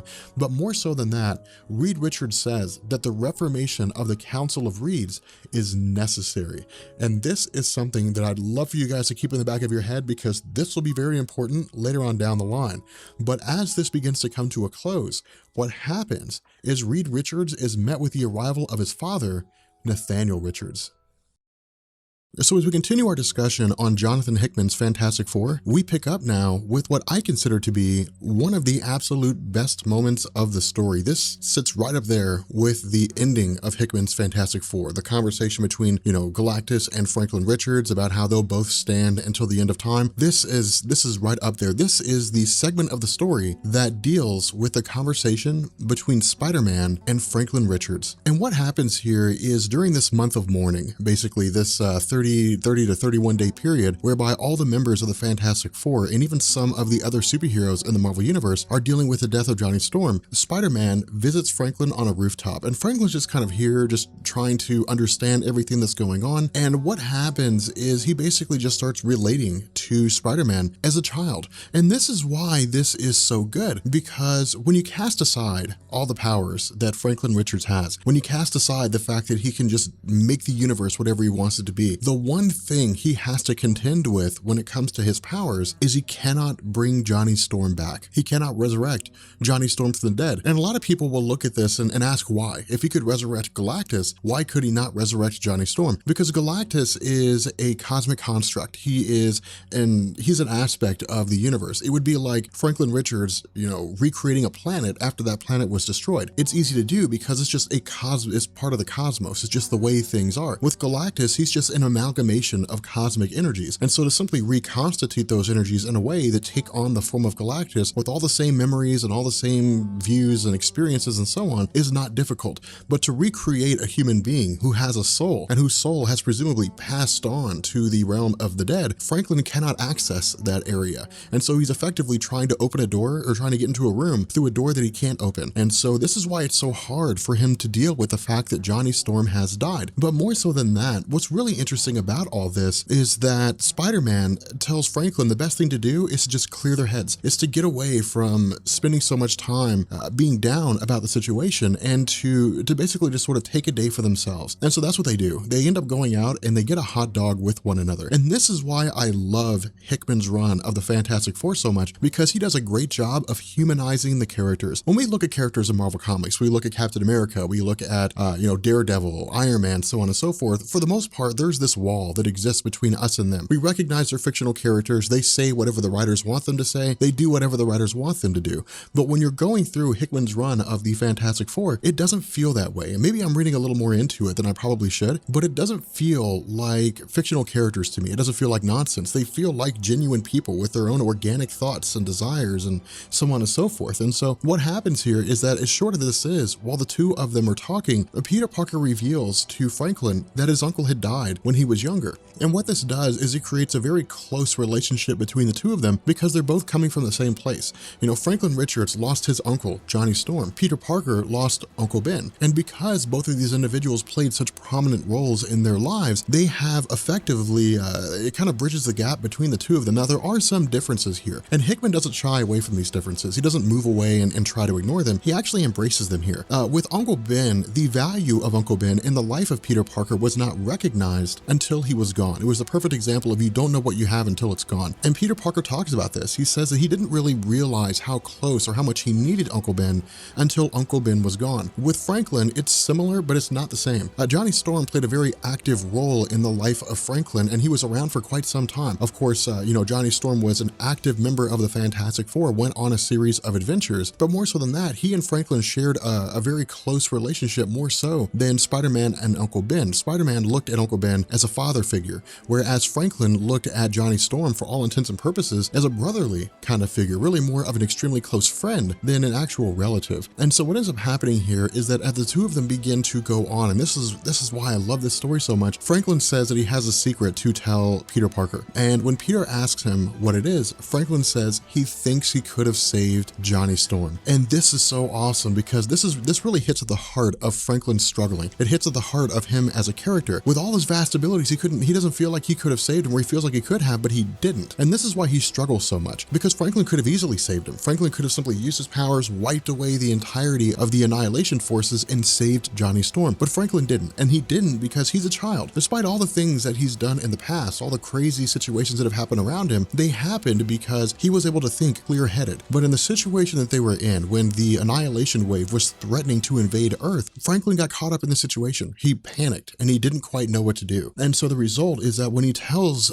Spider-Man that he thinks he could have saved, Johnny Storm, Spider-Man replies by saying that he knows he could have saved his Uncle Ben. And this is so important for the realm of Spider-Man because it tells us that every single day, day in and day out, when he wakes up in the morning, when he hangs out with his friends, when he's fighting crime, when he is going to bed, Peter Parker sits down and realizes he could have saved the life of Uncle Ben. But then the question becomes, what if he had? What would Spider-Man be like if Uncle Ben had lived? Now, there is an actual story in Marvel Comics that deals with that, and it'd be kind of a cool story to run over one day. But for right now, for our discussion, this basically goes towards the statement that Peter Parker makes to Franklin in saying that the decisions that they make, the people that they meet over the course of their life, both good and bad experiences, shape them on a fundamental level. And what he says here is something I'd like you to pay extremely close attention to, because this will be a huge factor in why it is that Franklin Richards in the future was doing the things that he did. What Spider-Man says here is that because Uncle Ben died, he gained a valuable understanding of what it meant to do the right thing at the right time, to not be guided by anger, to not be guided by rage, to accept the fact that people make mistakes, that he's done things that he wished he didn't do, and there are things that he didn't do that he wished he had. And the result is that he has to live with that, but it's made him a better person. Much in the same vein,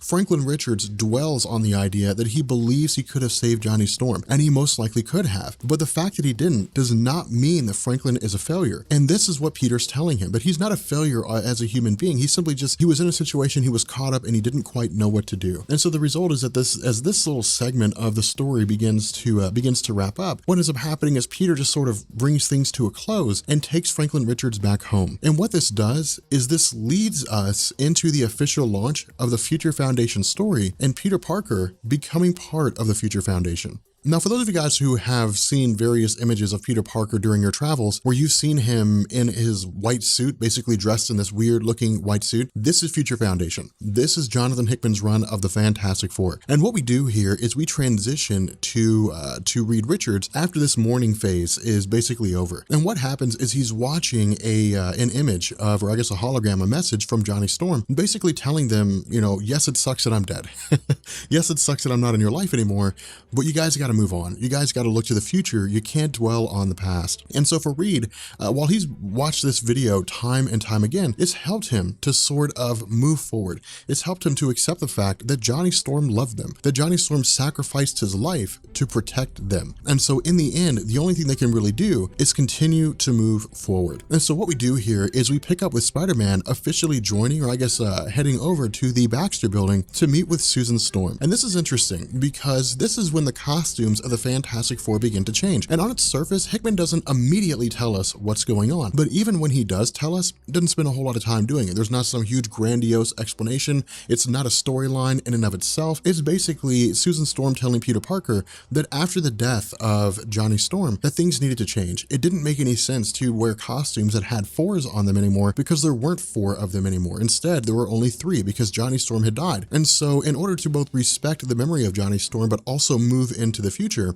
they brought Peter Parker in to basically not necessarily take the place of Johnny Storm, but to be a temporary substitute. Now, the reason why this matters is because Peter Parker and Johnny Storm have a friendship that goes back a long time. In fact, the first real friendship that they had evolved out of the Amazing Spider-Man issue #1, when Peter Parker tried to join the Fantastic Four and they turned him down. But because of the fact that he spent time with them, because of the various crossovers where he fought alongside of them, a friendship began to bloom between the two of them. And so while I wouldn't go as far far as to say that they were like brothers. I will go as far as to say that for the Fantastic Four, it only made sense to have Spider-Man come in and step into this role. And this is really cool because the outfit that he gets is very similar in terms of what it's capable of to the Iron Spider armor. Now, for those of you guys who don't know, the Iron Spider armor is actually very anticipated in the Marvel Cinematic Universe. A lot of people believe that costume is going to show up. But the Iron Spider armor was a suit given to Spider-Man by Tony Stark when Spider-Man was fighting on Tony Stark's side during the Civil War event. And the Iron Spider costume allowed him to basically change his physical appearance. He actually took on the black costume from Secret Wars, and during the whole, I guess, prelude to the Venom saga, you know, it was just kind of a quick little scene, just give us a sort of idea of what the suit was capable of. But because of the fact that the Fantastic Four's outfits have been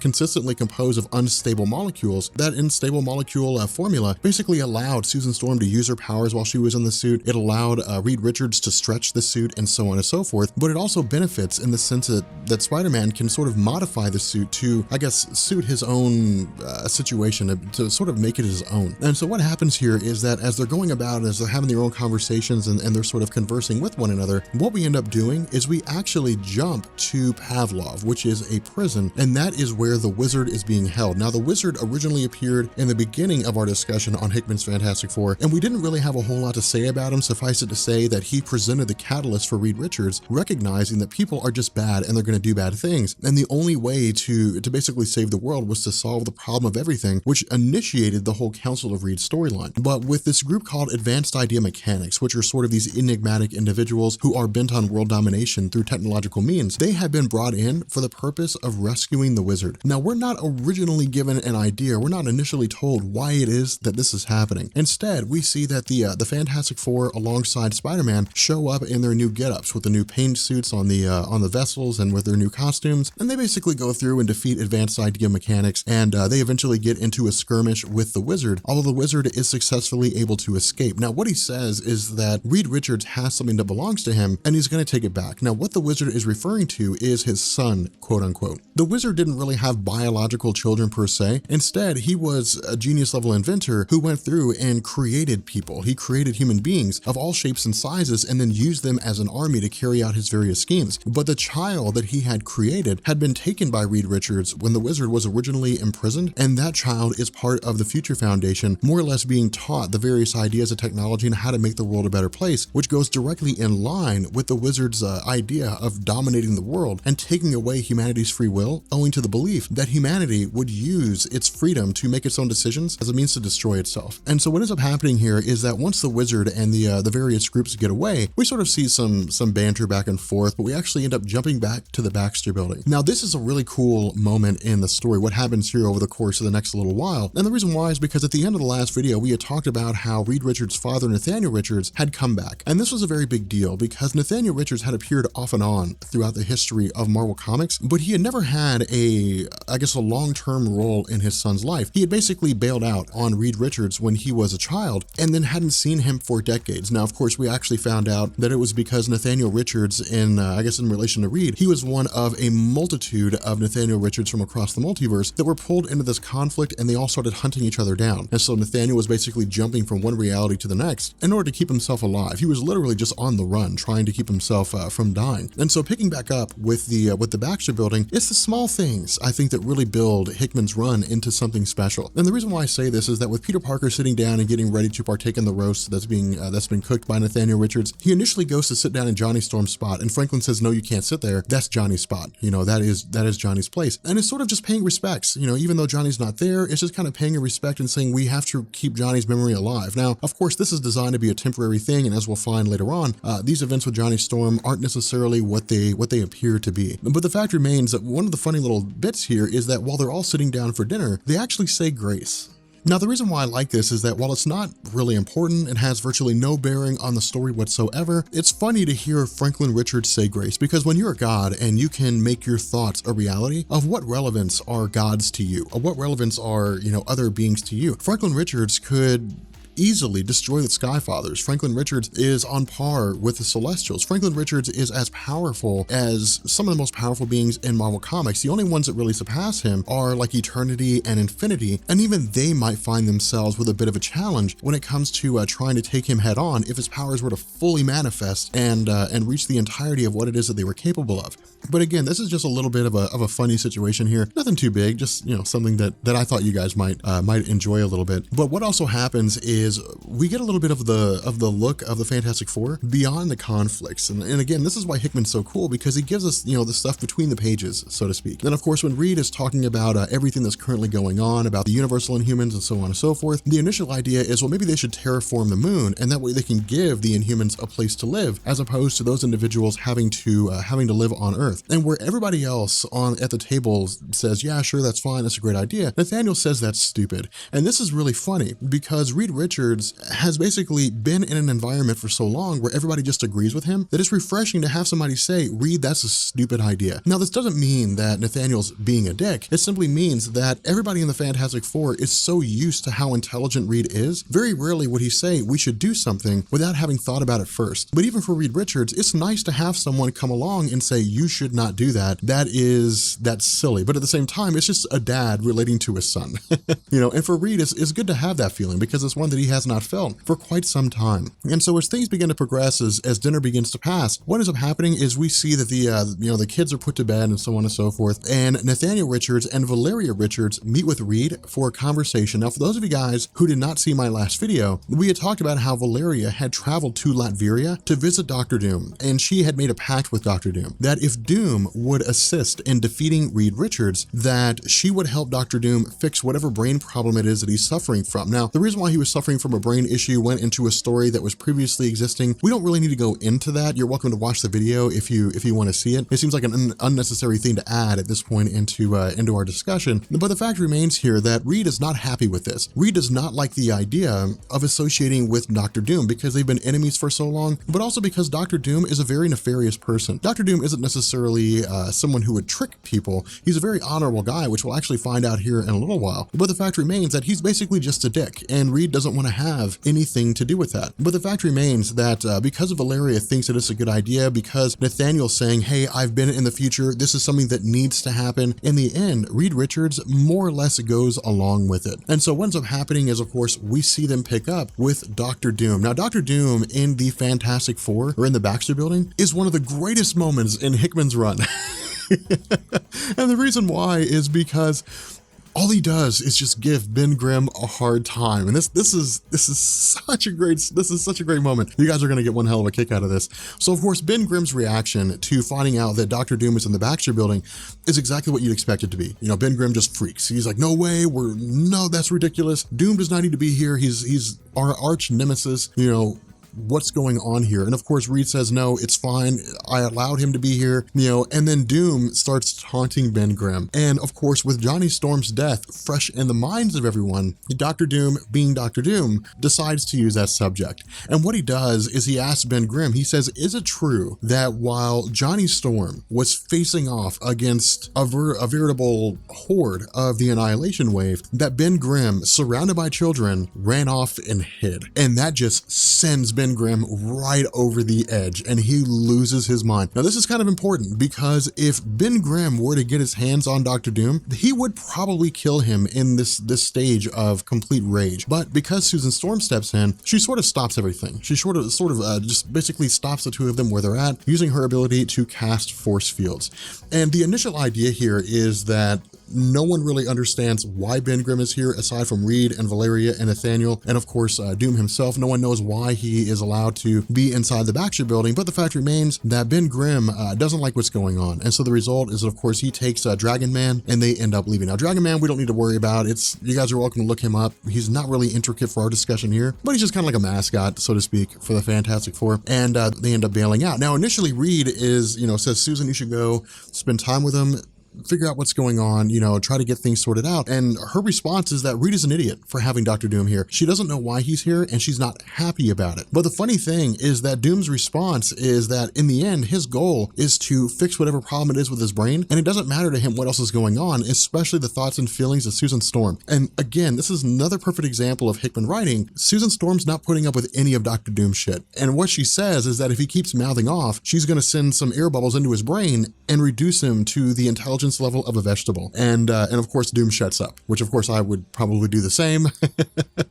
But the result is that, you know, Spider-Man makes a couple jokes here and there, nothing too major, but we end up transitioning to the room, so to speak, what they call it, which is more or less kind of like the auditorium, the meeting hall where the Future Foundation gather together for their lessons under the direction of Reed Richards in order to solve various problems. And so, of course, with Peter Parker being inducted into the Future Foundation, the other members know who he is as a superhero, but they're not really acquainted with his intelligence. And so as soon as Peter Parker shows up, he immediately makes an impact by asking some very serious questions. Are the injuries of Dr. Doom in terms of his brain, are they physical injuries? That is to say, are portions of his brain missing? Is it simply psychological? Does he believe he's not able to access those portions of his brain? Or is it entirely possible that those portions of his brain, you know, not necessarily physical, are simply just gone, that he just can't access those for whatever reason? They've been wiped from his mind in their entirety. And so while the rest of the Future Foundation is a little shocked at his intelligence, Valeria Richards chimes in and says that if the case is that his brain is structurally intact, that is to say, the physical structure of his brain has not been changed, then it's a very simple concept of Dr. Doom's brain basically just needs a reboot. That if there's a backup of all of his memories and his intelligence, they can grab that backup and they can use it. And this is a really funny moment here because Valeria is, of course, she's talking to Dr. Doom while Reed's listening on, and she says, we need a backup. And then Doom's just kind of like, yes, a backup, you know, and then he's just kind of thinking for a second, and it seems like he doesn't really grasp what it is that's going on. And they just kind of, you know,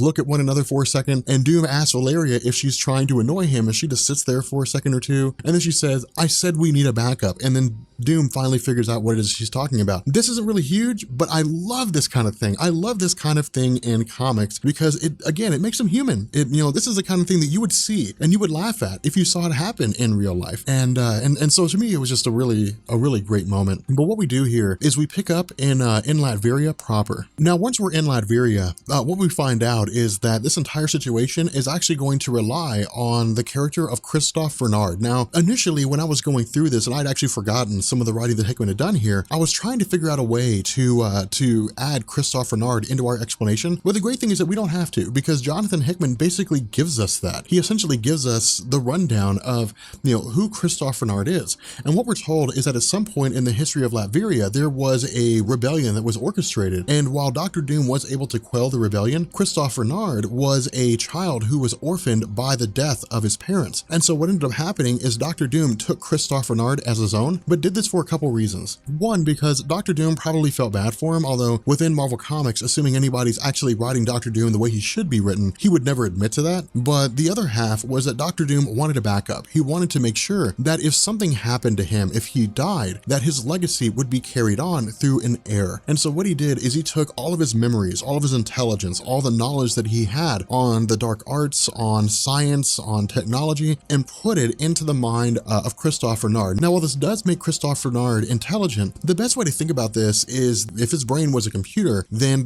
all the stuff of Dr. Doom, everything that makes up who Dr. Doom is like a file sitting on that computer somewhere. It's just waiting to be retrieved so that it can be used in a situation just like this. And so what happens is that after activating a piece of machinery, the mind of Dr. Doom is basically restored back to its normal self. Now, of course, Reed Richards up to this point was not aware of the fact that a pact was struck between Valeria and Dr. Doom. He simply thought that they were going to help fix Dr. Doom because it's just the right thing to do because Reed is not a terrible human being. But once Reed is filled in on the situation and once he's told that the entire basis behind this was at the behest of a pact, what we find out is that healing Dr. Doom, fixing Dr. Doom was done for the purpose of having Dr. Doom defeat Reed Richards. Now, what we'll learn later on is he's not actually going to be facing off against this Reed. He's going to be facing off against the Council of Reeds, which is going to make for one hell of a story. So as you guys can probably tell from the length of the video, this is a big one. And the reason why is, of course, we missed a video for the last couple days, but that's because I've been trying to find a way to basically bring this whole segment of Hickman's Fantastic Four into order. And the reason why is because if you guys watched my last video, I had basically told you that from that point going forward, things were going to explode. It was going to get absolutely crazy, and Hickman was going to start grabbing these different ties, and he was going to start bringing them all together. And so for those of you guys who were kind of curious about where the whole plot thread of the War of the Four Cities was going to, this is where we find out. We find out this is basically where things are sort of wrapping up. Now again, for those of you guys who didn't see that video, the War of the Four Cities was a premonition given to Valeria Richards, the genius daughter of Reed Richards, by the future version of Franklin Richards. And what Franklin said is that there will be a War of the Four Cities. And we didn't know exactly what it was that he was referring to. At the time, Hickman hadn't really unveiled everything. But as the stories progress so far over the course of our discussions, what we know is that there are groups of Inhumans that exist beyond the Earth. And of course, the Inhumans were experiments by the Kree for the purpose of exposing different races to the Terrigen Mist, who in turn would morph into various races in and of themselves.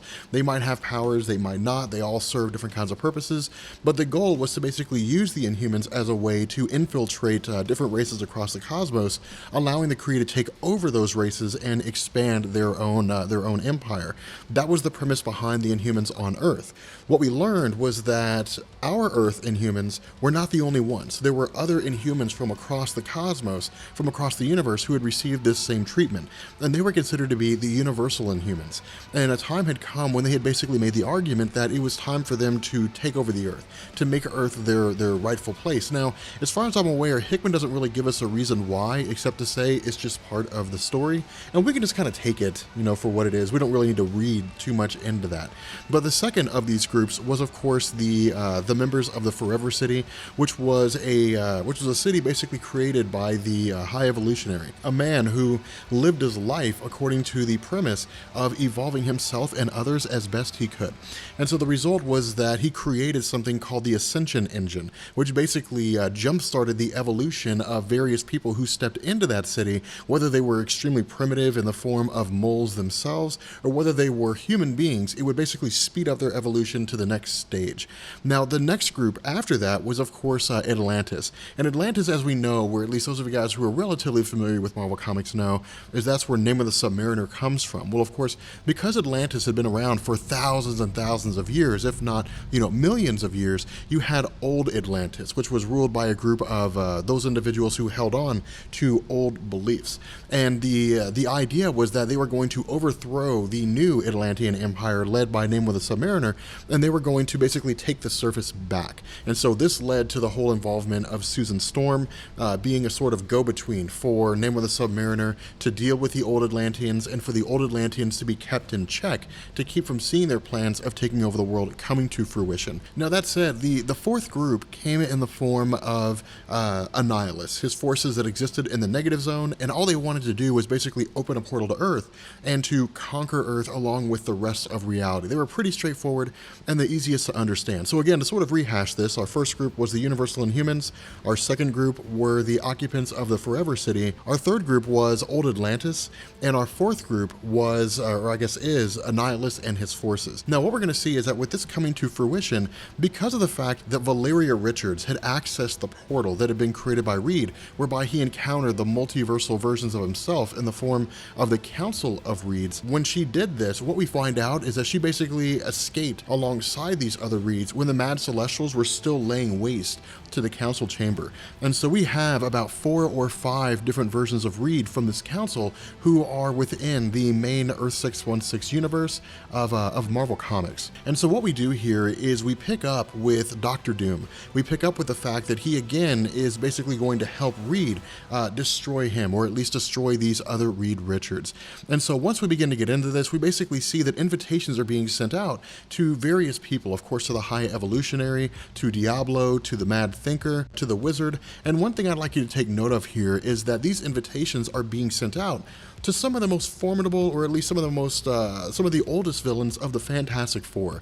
And there's a reason for this. Because of the fact that this council has effectively been assembled for the purpose of defeating Reed Richards, who better to reach out to than the people who have fought him for so long? And so the idea is to bring all their minds together for the purpose of using their experience to destroy Reed. But what happens is that once this council convenes, the Watcher appears. Now, for those of you guys who don't know, before the Watcher was killed in the original sin leading up to Secret Wars, whenever the Watcher showed up at an event, it meant that shit was going to pop off, is basically the best way to put it. Things were going to go crazy, and he always appeared during a time when something would take place that would affect the universe. And this is Reed's reaction. Because of the fact that the Watcher's here, because Valeria was the one who set about the idea of having all these villains come together, of bringing Dr. Doom on for the purpose of defeating Reed, and because of the fact that Valeria had gone through the portal, Reed Richards' reaction is, what has she done? She basically set in motion a series of events that will reshape the entire landscape of the Marvel Universe. And so what we do here is we actually pick up several months after this council originally convenes, and we join with the different versions of Reed Richards from the Council of Reeds as they're going around to these different 4 cities. And initially we pick up with the old Atlanteans, and what we find is that one of these Reeds is creating subversion within the old Atlanteans themselves. Because the Atlanteans were composed of different tribes, what he does is he basically says one tribe was going to betray the other, and he's effectively just planting the seeds of civil war, planting the seeds of dissent among these old Atlanteans. Now from here, we jump to the Forever City, and what happens is we pick up with this version of Reed, who basically says that the entire premise here is to effectively use this ascension engine that was created by the High Evolutionary as an engine of sorts, to basically power a device that they're going to create. Now we'll find out what this device is here in a little bit. At this point, we basically find out that this Reed is meeting with Mole Man, the person who originally discovered this. And the reason why this is important is because there's a lot of manipulation and a lot of subterfuge going on here. What Mole Man says is that the problem he faces is various moloids, that is to say, those weird looking organisms that are subservient to him. They have been leaving him, and they've been going to the Forever City, and they've been having their evolution jump started. And the more this happens, the more moloids leave. And so the bargain that's being struck here is that if Mole Man will basically work with this Reed, then they will effectively he'll effectively set it up so that his moloids won't leave anymore. They won't be able to access the city. And so what we do at this point is we jump into the realm of another one of the Reeds who's talking to the Universal Inhumans. And what happens is, this is actually a perfect example. I'd like you to keep this in the back of your mind because this will be important for the battle that happens later on. But what happens here is this Reed initially becomes extremely arrogant. And what I mean by that is he goes into the situation not thinking about the consequences. He wants to again be manipulative. He effectively wants to pit the Inhumans in a war against the other 4 cities. That's really where all this comes from. But because of the fact that he's going against a telepath from the Centauri race, who are well known for their telepathic prowess, his mind is read more so than he expects, and they immediately detect subterfuge. And so what happens is they set about basically imprisoning him, interrogating him, studying his mind, and finding out exactly what the full scope of their plan is. And so finally, the last Reed that we pick up with before we begin to wrap back around to events that are currently transpiring is this Reed, this meeting with the Cult of Annihilus. Now again, the Cult of Annihilus was a group that existed within the main Earth 616 universe, but they worshipped the concept of Annihilus. And so once this version of Reed begins speaking with Annihilus himself, the question is, if they help Annihilus, what does he want in return for his help? And so Annihilus says, the only way he'll help this Reed is if Reed opens the portal to the negative zone and then leaves it open, allowing Annihilus's forces to come pouring in. Now again, I know we're kind of grabbing things here, and I know it may seem a little off in terms of where it is that we're coming from and why these things are being done, but what Hickman does is he starts wrapping these different things up together. And what we're told is that these Reeds are basically building something called Saul's Anvil. And Saul's Anvil is a very important concept in Hickman's Fantastic Four, and I want you to keep this in the back of your head because this will become very important, especially when we start dealing with the situation of Galactus. But what we learn is that in order for Saul's Anvil to work the way it's supposed to, It requires a lot of different things. But the reason why old Atlantis was getting special attention was because these reeds required a hyperthermal vent, basically meaning it was a way for them to access water stores or to use superheated water in order to allow the energy that would be put off by Saul's anvil to vent out of the planet instead of simply just blowing that energy down into the planet and then cracking it in two. The other part of this was that they required the Ascension engine to basically power it. They required the Annihilation forces to keep the forces of Reed Richards and the various superheroes of Earth at bay, to keep these individuals from conflicting with their plans, and they required the Universal Inhumans to be another component for this Saul's anvil that would actually allow them to go forward into the universe, beginning to sort of conquer it and for them to serve their purpose. And so what we do here is we jump back to the Council of Doom. We jump back to this gathering of these various villains of Reed Richards' past and their plans to defeat the remainders of the Council of Reeds. And what's really interesting about this is it basically throws into sharp relief the problem that these villains have. Of course, they don't really fight amongst each other. We'll see some of that happen later on. But the bigger issue here is they're not looking at the situation for how it is. They're looking at the situation for how they want it to be. What Reed says here is that Valeria opening that chamber set up a series of events that simply just can't be undone. There's no way to get past this anymore. And the other half of this is that the villains begin looking at it as though they're facing off against Reed Richards himself. But what Reed says is that these members of the council are not like him. They gave up their family. They gave up their friends. They gave up virtually anything that could be used against them. Their singular purpose, their one goal, is to basically take over the universe and then find a way back home and continue their role of controlling the multiverse in and of itself. And so what happens is Nathaniel Richards basically steps up and says, this is their weakness. This is the problem that everybody's not looking at. They're looking at it like they're facing Reed, but they're not. They're facing totally different individuals who have common goals. They have common themes, but the weakness that they have is their desperation. Their weakness is the fact that they want to get back home. And so the easiest way to defeat them is to prevent that from happening.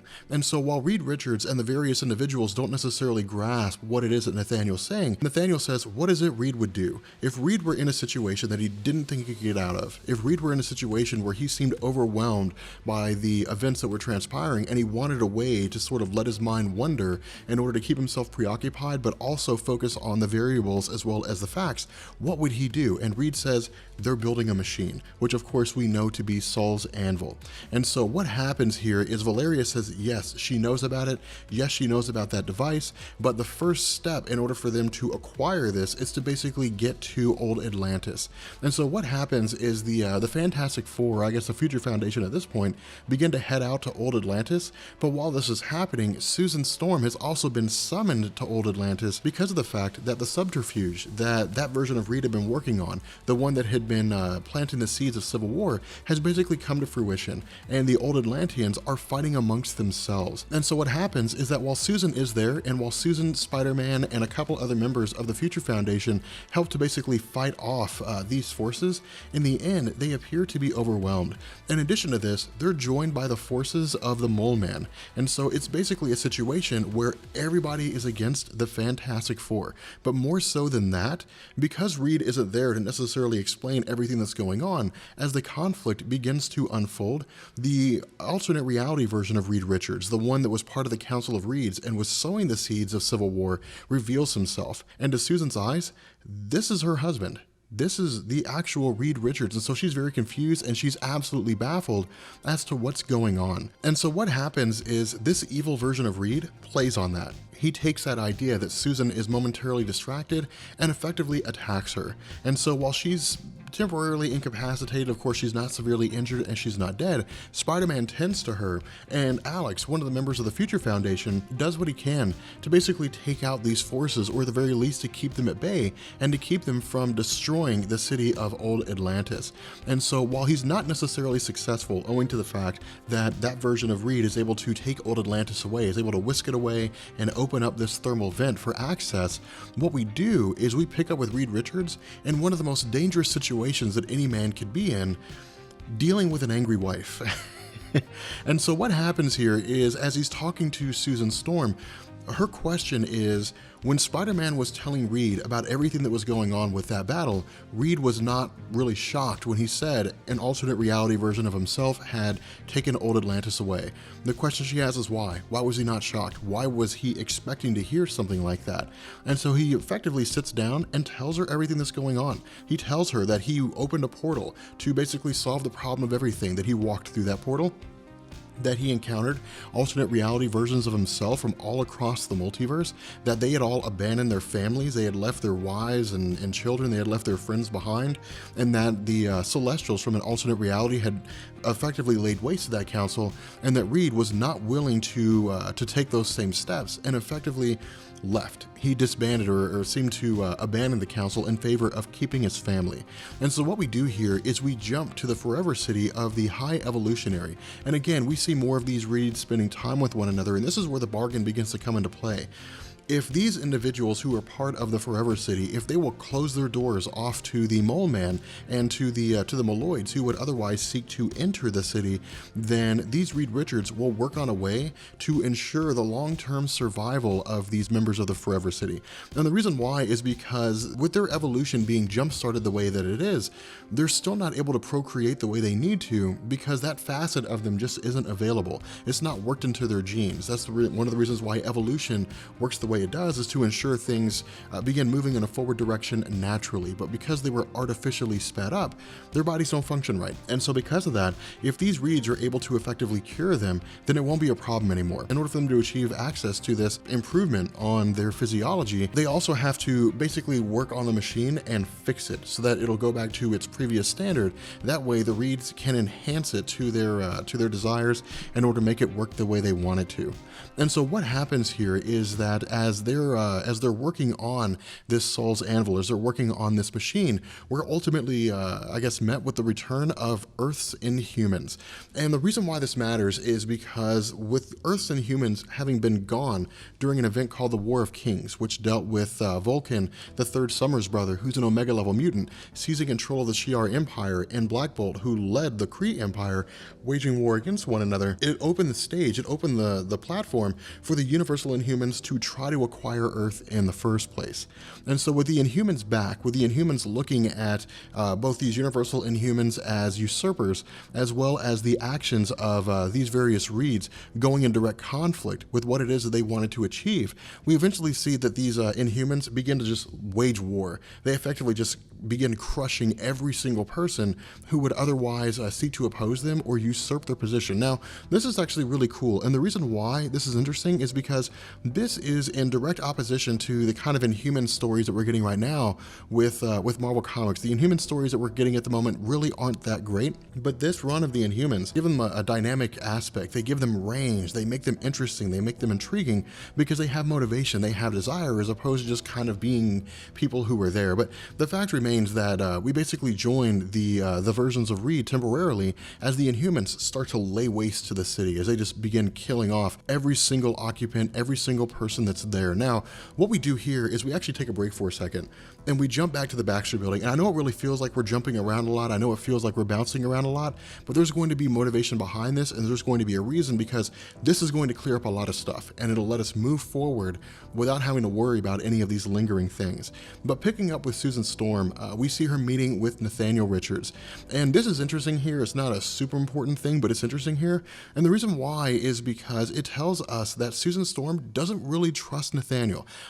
Yes, he is playing it smart. Yes, he's giving them information from the future, but in her mind, the future is not written in stone. The future is not guaranteed. But for Nathaniel, he knows their future is guaranteed. And so in terms of their ideologies, it's the perfect example of an unstoppable force meeting an immovable object. But the other half of this, though, is we have to remember that Susan Storm is operating on information given to her by the future version of her daughter Valeria, where Valeria said that dark times are coming, that hard times are coming, and that no matter what happens, Susan is going to have to stay strong. And so to this moment, I guess at the very least, it seems as though this is what Susan is doing. She's staying strong in the face of the fact that it would be so much easier to just give in to Nathaniel and just say, yes, you're right, okay, fine, we'll do whatever you tell us to, as opposed to trying to avoid him or trying to block his every turn. And so what we do here is we transition away from the Baxter building and we pick up with Reed Richards and the Council of Doom after the conflict in the Forever City. And what happens is that as they're going through, of course, they have force fields to protect themselves from the radiation of the Ascension engine, which has been given to them by Dr. Doom. Again, if this force field wasn't there, their evolution would just jumpstart, and who knows how they would turn out. But as they begin to go through and as they begin to investigate, what they also do is they have a plan, and their plan is to effectively take out each individual version of Reed that's present here and to remove them from the situation, to basically conquer their plan. And so as they're going through and as they're pulling these things off, one of the coolest moments in Dr. Doom actually happens here. While Reed Richards is fighting alongside the Council of Doom, he's actually taken away by Medusa and by Lockjaw, who of course is an Inhuman that teleports people away. But during this conflict, Dr. Doom encounters one of the versions of Reed, and Reed initially says, you have no business being here, you have no business, in conflicting with our plans, and Dr. Doom just slaps him across the face and says, do not speak again unless it's to answer my questions. This is not a huge deal, it's not major to the story, it's just great to see Dr. Doom doing this kind of stuff. But while Doom is interrogating this alternate reality version of Reed, he's actually attacked from behind by the Mad Thinker and Diablo. Now, the reason why Hickman gives us this is because while this will go towards, the wrapping up, so to speak, or the tying up of loose ends with regards to the Council of Doom, it's also a great homage to the history of the Fantastic Four, that when it comes down to it, the Mad Thinker and Diablo are very basic. They're B, C, D level villains. They're nowhere near Dr. Doom in terms of popularity or even in terms of capabilities. And this is proven by the fact that Dr. Doom, after being attacked, turns around and he basically says, you would try to kill me with fire. Of all things, they try to kill him with fire. And he turns around and he says, world be damned, Doom endures. And for those of you guys who don't really read comics that much, if this is your first experience with Dr. Doom and Marvel Comics, this is why we as comic book fans love Dr. Doom, because he's got the best lines ever. He's so arrogant, but he's so cool at the same time. And so what happens is that because the Mad Thinker is a villain that prides himself on analyzing the entirety of a situation, because he prides himself on the idea that no one else seems to understand or seems to analyze the same variables he does, and he believes himself to have always come out on top because of that, he tries to pull this with Doom. He basically tries to barter the life of Diablo. He says that if Doom, accounts for the variables that no one expects, if he is a caring and a giving individual, if he's a compassionate person, then that would change the situation. Nobody would see that coming, and Doom should do that. And Doom says no, and he basically just seems to kill Diablo here. And so what happens is that as we jump back to Attilan, as we jump back to the Inhumans, we see, of course, the arrival of Spider-Man, of Nathaniel Richards, and of the main Earth 616 Reed Richards. And this is really interesting here. This is really cool because this is classic Inhumans here. But for those of you guys who aren't really familiar with the previous Inhumans, the way they existed before Secret Wars, you had Black Bolt, who was the leader who couldn't speak because his voice would kill anybody that he spoke to. But you also had Medusa, who spoke for him just by reading his body language and so on and so forth. But with the character of Medusa and with Black Bolt, what we learn here is that their actions of laying waste to everyone that seems to be usurpers is basically just inhuman justice. This is just the way it is. The Inhumans themselves don't really go about, traditional justice the way that we would do it in terms of human society. We don't put people on, or they don't put people on trial. They don't, have them, determined to be guilty or innocent by a jury of their peers.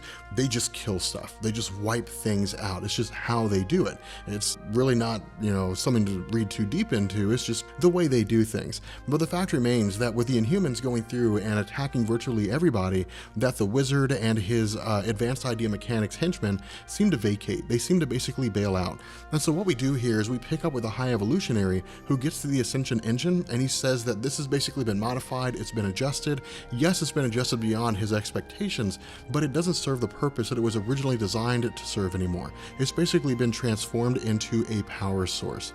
And so while there are a few things that happen here and there, while Reed Richards is basically made to look on and watch as the events unfold in the Forever City, we of course see the insane brother of Black Bolt, Maximus the Mad, going going through and attacking people. And this is just kind of some fun stuff. This is really just a little bit of filler things that are given in here. But overall, the arc here is that the various versions of Reed, almost all of them are defeated. They're basically defeated and taken prisoner by the Inhumans. And the reason why I say almost all is because while Doom is initially invited to the Inhuman city, he of course turns it down. And the reason he turns it down is because he spots one of the Reeds who has not been captured yet, who's basically watching the events unfold. Now, something I'd like you to take note of is, for those of you guys who have not been watching or not seen my Hickman video so far, yes, this version of Reed has an Infinity Gauntlet, but because he's in a universe that's not his own, the Infinity Gauntlet doesn't work here. Why he continues to wield the Infinity Gauntlet, I'm not really sure. It seems to be a part of his character in the same way that Professor X has a wheelchair, that Doctor Doom has a metal suit. It's just part of who he is, but it also helps us to distinguish between this version of Reed from the Council of Reeds and our main Earth 616 Reed. But what ends up happening is that while Doom goes against this version of Reed, that version of Reed responds by saying that he's fought Doom countless times. You know, he's fought an infinite number of Dooms on an infinite number of worlds. He knows every move that Doom is going to make before he even makes it. And this is interesting because with Doctor Doom as a villain, he prides himself on his intelligence. But what this version of Reed is saying is that Doom is predictable, that he's really not as smart as he believes he is, that if given enough time, he himself is nothing if not a series of patterns. He's nothing if not a guy that just does the same thing over and over again, which is actually Hickman telling us this is the reason why Doom gets beat all the time, because he keeps using the same schemes all the time. But the fact remains that this Reed uses one of those collars that was used to turn all the versions of Doctor Doom into vegetables, and he puts it around Doom's neck. But what we also learn is that the collar does not automatically turn a person into a vegetable. Instead, he turns the collar down so that Doom is effectively just made his slave under the threat that if Doom does not do what he's told, that the collar is going to be turned up to max power.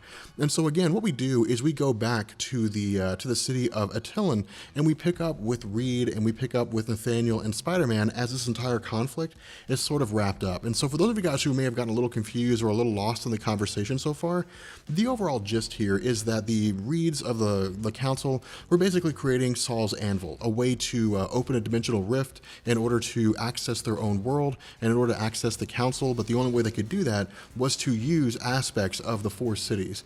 And so while they attempted to do what they could by implanting subterfuge, in the end, they were defeated when the Inhumans showed up and just cleaned house. And so with this event coming to an end, or at least with this aspect of the story coming to an end, what we find is that Reed, Nathaniel, and Spider-Man are presented with Eldrak. Now, for those of you guys who don't know, not all Inhumans who were exposed to the Terrigen Mist become powerful people. Not all of them become like Black Bolt or Medusa. Some of them become the dog Lockjaw, others become Eldrak, which is a door that takes you wherever you need to be. It doesn't mean that it'll take you where you want to go, it'll take you where you need to go. And so it basically reads you on a very subconscious level, but there's also some veiled illusions here that maybe the door of Eldrak also understands, you know, the future, or it understands how things will turn out, and it basically takes you where you need to go in accordance to how the universe is supposed to unfold and what future events are going to be taking place. Again, Hickman doesn't give us a whole lot here on this. We're kind of left to our own devices to interpret exactly how the door functions with regards to the need of the person that travels through it. But the fact remains that once Reed and Nathaniel and Spider-Man go through this door, we pick up with Reed Richards and his arrival back at the Baxter building.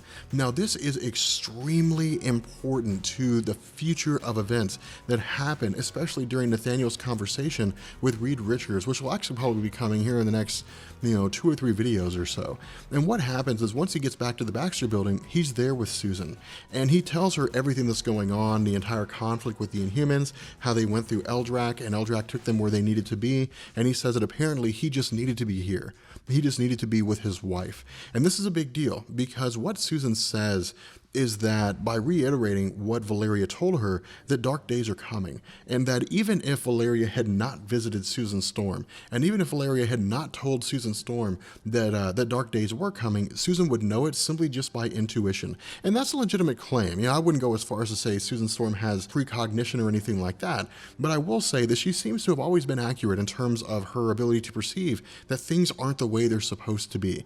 And so what she tells Reed, and again, this is extremely important, that Reed seems to have gotten lost in his attempt to solve the problem of everything, with the realization that the Council of Reed members, or at least some of them, had made it into his universe, the attempt to stop him, that maybe he's fighting a losing battle, that maybe these events are just supposed to unfold, and all Reed can do is watch them unfold to their fruition and then try to stop some final event that occurs at some point in the future. Now again, this is something that I really want you to keep in the back of your head, because we will reference this, especially when we see the return of the adult Franklin Richards. But because of the fact that the actions of these various Reeds still leave on the chess table the possible invasion of Annihilus, it brings to light the fact that the Earth itself is still in extreme danger.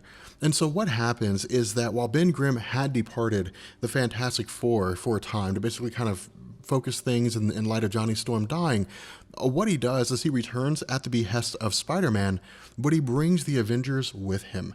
And so what we do here is we pick up in the Baxter building itself, and we basically join Reed Richards. And all Reed really does is effectively explain everything that's going on. He tells them everything that's happening, the fact that Dr. Doom appears to have been taken prisoner by one of the Reeds. He tells them about the Council. He tells them about all these events unfolding, and that while Reed did what he could, while he did what he thought was the right thing to do, this is ultimately all just backfired. And so he's effectively assembled the Avengers, or at least a huge number of the Avengers, in order to combat this threat. And we see the creme de la creme of Marvel Comics here, some of the most powerful and popular Avengers. We of course see Iron Man, we see Luke Cage, Iron Fist, we have Carol Danvers, we have Wolverine, we have Red Hulk, we have Doctor Strange. We have some pretty powerful folks here, with regards to their own right. We also see a few X-Men, and this really presents a circumstance whereby things could really begin to go crazy. Things could really begin to pop off. And the reason why I say that is because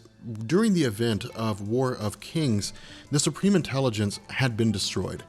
And if you guys recall my discussion on the Inhumans, we had talked about how the Supreme Intelligence had the entire Inhuman project decommissioned because of the fact that the Inhumans would at some point in the future rise up against the Kree Empire and destroy it. And so what happens is with these versions of Reed being taken prisoner by the Inhumans themselves, they're effectively handed over to Ronan the Accuser, who is really like the steward of the Kree Empire, while Black Bolt is not there. And so these two Reeds are handed over to Ronan the Accuser, and they are brought together. Their minds are effectively melded together, and they are transformed or transmogrified into the Supreme Intelligence. And so because the Supreme Intelligence has basically returned and encompasses all the knowledge of all the Kree rulers that have ever existed, he also now has the knowledge of these two Reed Richards to go along with it, meaning this Supreme Intelligence is now knowledgeable on a multiversal scale, not just a universal scale. But the fact remains that because of the fact that the Supreme Intelligence had been dead for so long, that in the end, the goal is to still destroy the Inhumans. And so what happens is the Supreme Intelligence sends forth the armada of the Kree race, sends them all towards the planet Earth. And this comes on the heels of the Avengers going forward with the intention of facing off against the forces of the Annihilation Wave, assuming they advance, facing off against the remainders of the various members of the Council of Reeds who are still running around the planet Earth. And so in response to the fact that the Kree could very well destroy the entirety of the human population, Reed Richards basically sends out an SOS. And in response to this SOS is the arrival of Galactus. With that being said, we're going to bring this video to an end, and the reason why is because those of you guys who read Hickman's Fantastic Four, you guys know that in the next video, which will be out tomorrow, things get crazy. Anyway, guys, we're going to wrap this up. I hope you guys enjoyed it. Let me know what you guys think about Hickman's Fantastic Four so far, because if you guys have had a few jaw-dropping moments so far, it ain't nothing compared to what comes out in the next video. I know you guys hate cliffhangers. I'm sorry. I got to do it to you. But yeah, I'll catch you guys later. Peace.